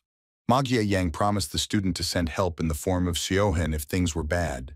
Po Incheon warned the man that the boy would be watching the match and did not want to see blood, so he advised his ally to be as careful as possible. Haek Yo-hek turned to his adversaries and asked if they would really fight warriors who had a child with them, and even a teenager. Sang-do thought that they were, of course, completely unknown warriors, but they had the right to enter the popular tournament and not be inferior to all the minor branches. The leader of the bandits did not like that the potential opponent continued to taunt them, not even knowing their intentions in this duel. Sang-do immediately ordered his charges to attack the stranger, and they headed in the direction of the target. Haek Yo-hek found himself in a not very pleasant situation. Now the man understood that the fight would definitely not be avoided. He exhaled slowly and scratched the back of his head, showing his indifference with all his appearance. The robbers rushed into battle against their enemy, displaying all their weapons in front of them. They shouted loudly before striking. Haek Jae-hak remained standing in his place and watched his opponents. He understood that the fools did not pose any threat to him. The man reached for his sword as the enemies approached the right distance. He asked himself if the bandit leader was going to die on the spot. He didn't really want to kill his opponent, not only because he was asked to do so by Po In-jong, but his hands immediately reached for the sharp sword. Sang-do stopped abruptly and realized that he was in danger. He did not expect such speed from the enemy from whom he wanted to take the invitation. Haek Jae-hak sharply drew his sword from its scabbard and delivered a powerful and accurate strike, knocking the opponent's armed arm directly behind his back. The enemy of the robbers was simply shocked at this turn of events. He stopped in a motionless pose, holding his spear directly above his head. After this counterattack, Sang-do began to think that they were indeed facing a dangerous opponent who would easily win. The man's wards did not understand this yet, so they simultaneously attacked him from several sides. Haek Jae-hak stood still and saw every movement of the enemies. Almost in unison, the bandits delivered a powerful double strike with their swords, hoping that the opponent would not be able to react quickly. Haek Jae-hak didn't even rush to dodge this attack. At the last moment, he arched his back and bent down to stay unharmed. After that, the man had to make a coup in the air. The opponents continued to advance but did not pose any threat at all. Haek Jae-hak dodged every attack from his opponents with ease. They were not well versed in martial arts and were unable to hit the target. Sang-do finally came to his senses and, gathering his strength, decided to attack again. He put Spisav in front of him and was going to pierce the enemy through. Haek Jae-hak had completely different views on this situation. He arched his back again and easily avoided the blow, which was delivered too slowly. Hake Jayhawk saw his opponent's weak point again. His hands were itching to strike, but he decided to restrain himself for a while. The man didn't want to hurt anyone considering his ally's request. That is why, so far, the man used only the agility of his legs in battle. Dodging the last attack, Hake Jayhawk pushed off the ground with all his might and was at the right distance to take a break. Po Inshin was watching his allies fight carefully all the time. He did not expect such a movement from him and even thought about whether he should join. Hake Jayhawk did a flip in the air and landed with one foot on the ground. He was at a distance where no enemy could reach him. The man kept his eyes on his enemies, who remained on guard. Until now, the bandits did not even suspect that the enemy was not fighting at full strength. Ma Jiayang called his disciple a fool for not being able to deal with ordinary thugs, and before that he was going to win the Heavenly Dragon Sword. Hake Jayhawk reminded the teacher that it was his first time fighting against the three rivals, and in addition, Po Injung asked that no blood be spilled on the battlefield. The master looked at his student with a serious look and called him a fool because he does not pay attention to the fact that he is already being attacked from behind. The leader of the robbers decided to take advantage of the moment when the opponent was distracted. He quickly went behind him and delivered a powerful blow with his spear. Without even turning his head back, Hake Jayhawk did a backflip and dodged the blow with ease. Sang-do couldn't believe his eyes again. Hua Mountain Sect landed behind his opponent, putting him in an awkward position and causing him to spin his head in different directions. Sang-do stopped his frightened look on his opponent's face and couldn't believe that he had dodged again and without putting in any effort at all. Ma Jiayang reminded his disciple that one should not lose concentration on the battlefield. Hake Jayhawk asked, since when the student's safety has been a concern of the old maniac. For the rest, the man admitted that his teacher was right because losing vigilance in a battle with several opponents is unwise, especially while conducting a dialogue in parallel. In addition, Hake Jayhawk encountered enemies on his way for the first time and wanted to gain experience as this was the perfect moment to practice his skills. Without thinking for a long time, Hake Jayhawk decided to finally fight seriously. He shouted loudly, alerting his opponents of the danger from his side. After the battle cry, the man suddenly moved from his place, leaving behind only dust that spoke of his incredible speed. Hake Jayhawk literally flew towards his opponents, who stood in one place and waited until the enemy was in the palm of their hands. Sang-do chose what he thought was the right moment to attack. He delivered a powerful blow with his spear when the enemy was several meters away from his face. However, everything turned out not at all as planned by the leader of the robbers. He found himself isolated after the final blow was struck. The man was simply shocked and did not understand what was happening. He could not follow the enemy who had managed to restrain his movements with ease. Hake Jayhawk began to move upwards, spinning in the air. He wanted to demonstrate his full-bloom plum technique, which he did very well. Po Inshin was pleasantly impressed by his ally's skill, though he didn't show it. He coldly watched what the man would do next. The old teacher had a similar reaction. He held baby Xiaohyun in his arms, and the two of them watched Hake Jayhawk perform the technique. The robbers were simply shocked to see plum blossoms with their own eyes. In addition, it was a very complex technique that involved flowering in full. After what they saw, all the robbers realized that from the beginning their enemy was not bluffing. I was really attacked by someone I shouldn't have been. Hake Jayhawk continued his dance, twirling in the air. He used the 9 plum blossom technique, attacking all the opponents at the same time. Sang-do knew enough about this technique to understand that the situation was not good. He told his charges to dodge, but it was too late. Bandits couldn't figure out how to dodge the flashes of light that were literally everywhere. They began to scream loudly, begging for help. Their leader was also unable to defend himself.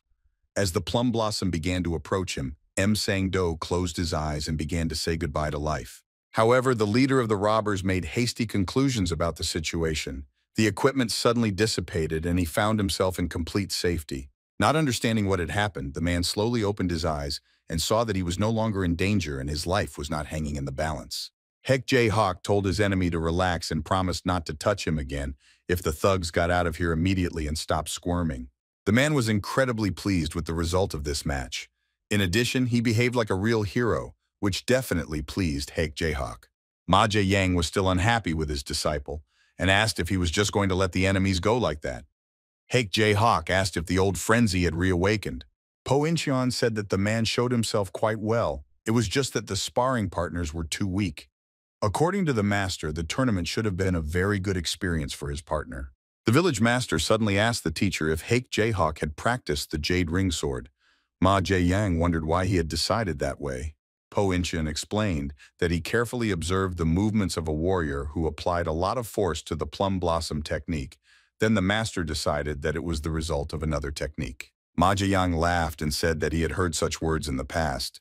The man said that masters once refused to believe in his potential. The teacher went on to say that together with his friend, they quickly mastered the two-headed dragon, but after that they could not make any progress. Ma Jiayang admitted that the teachers even wanted to stop him from studying, but one day he met the holy sword of Manhwa, who recognized him. The man said that he received advice from the master to work on creating his unique plum blossom sword and complement it with footwork. Po Incheon now understood what the old teacher was getting at. This is how the Jade Ring match was born, which Haek Jae-hok was able to master. Ma Jae-yang looked at the conversationalist and said with a smile that thanks to this training, he had personally managed to transform a two-headed dragon into a three-headed one. Haek Jae-hok interrupted the master and asked him what he should do with the defeated bandits, because for some reason, they are in no hurry to take their heels from here. Sang-do apologized to the grand old master and asked him to take them with him to the absolute shock of everyone present. Ma Jae-yang asked if the leader of the bandits really thought that the master could take with him to Mount Hua the bandits who were trying to take possession of other people's invitations. Sang-do explained that this is the first time he has crossed the border because he really wants to enter the Heavenly Dragon tournament, which is his life's goal. As he continued to talk about common people not being able to enter the tournament, the robber reached into his pocket to show off his savings. He took out a bag and said that it contained 50 nyang, which he had managed to accumulate during his life to get to Mount Hua one day. Ma Jae-yang was simply shocked to see such a large amount of money in front of him.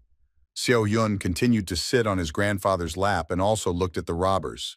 The master thought about the fact that you don't need money to participate in the tournament, but you need a lot of money to feed the guests and pay the charity contribution. Ma Jae-yang decided that the robbers had obtained such a large amount illegally and asked how many people they had to kill to get this money. Sang-do replied that he had never done anything like that in his life. The man said that his family had been producing and selling wine in Hansong for centuries. Ma Jae-yang decided to consult with his eldest son. He turned to the village master and asked what he thought about this. Po Incheon thought that he would really like to stop the thugs, but he understood that for some reason the teacher didn't chase them away right away, so there must be something else to it. The village master did not express his categorical opinion and told the teacher that he can act as he sees fit in this situation. Ma Jae-yang didn't say a word and just looked at his youngest son. Haek Jae-hoon immediately understood that his father wanted him to make a quick decision. The man turned to face the robbers and said that the teacher seemed to have decided to take pity on them, but that didn't mean they would take them with him. To avoid misunderstandings, Haek Jae-hong first ordered the robbers to remove the money.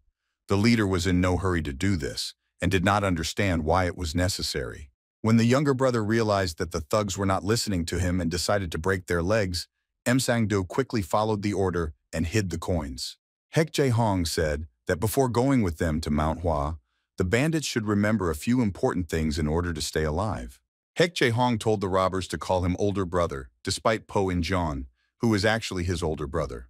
The man added that robbers should consider the teacher as their master, but not to turn to him in the presence of other people, but to ask for an older brother. Haek Jae-hong generally advised the robbers to keep their mouths shut. Sang-do listened carefully to the interlocutor and said that they would agree to any terms. Haek Jae-hoon suddenly thought of another condition. He removed the pack from his back that was weighing him down a bit and handed it to his new ally. The man was very pleased to be left without an extra load, which he handed over to his new younger brother, who was now doing the dirty work.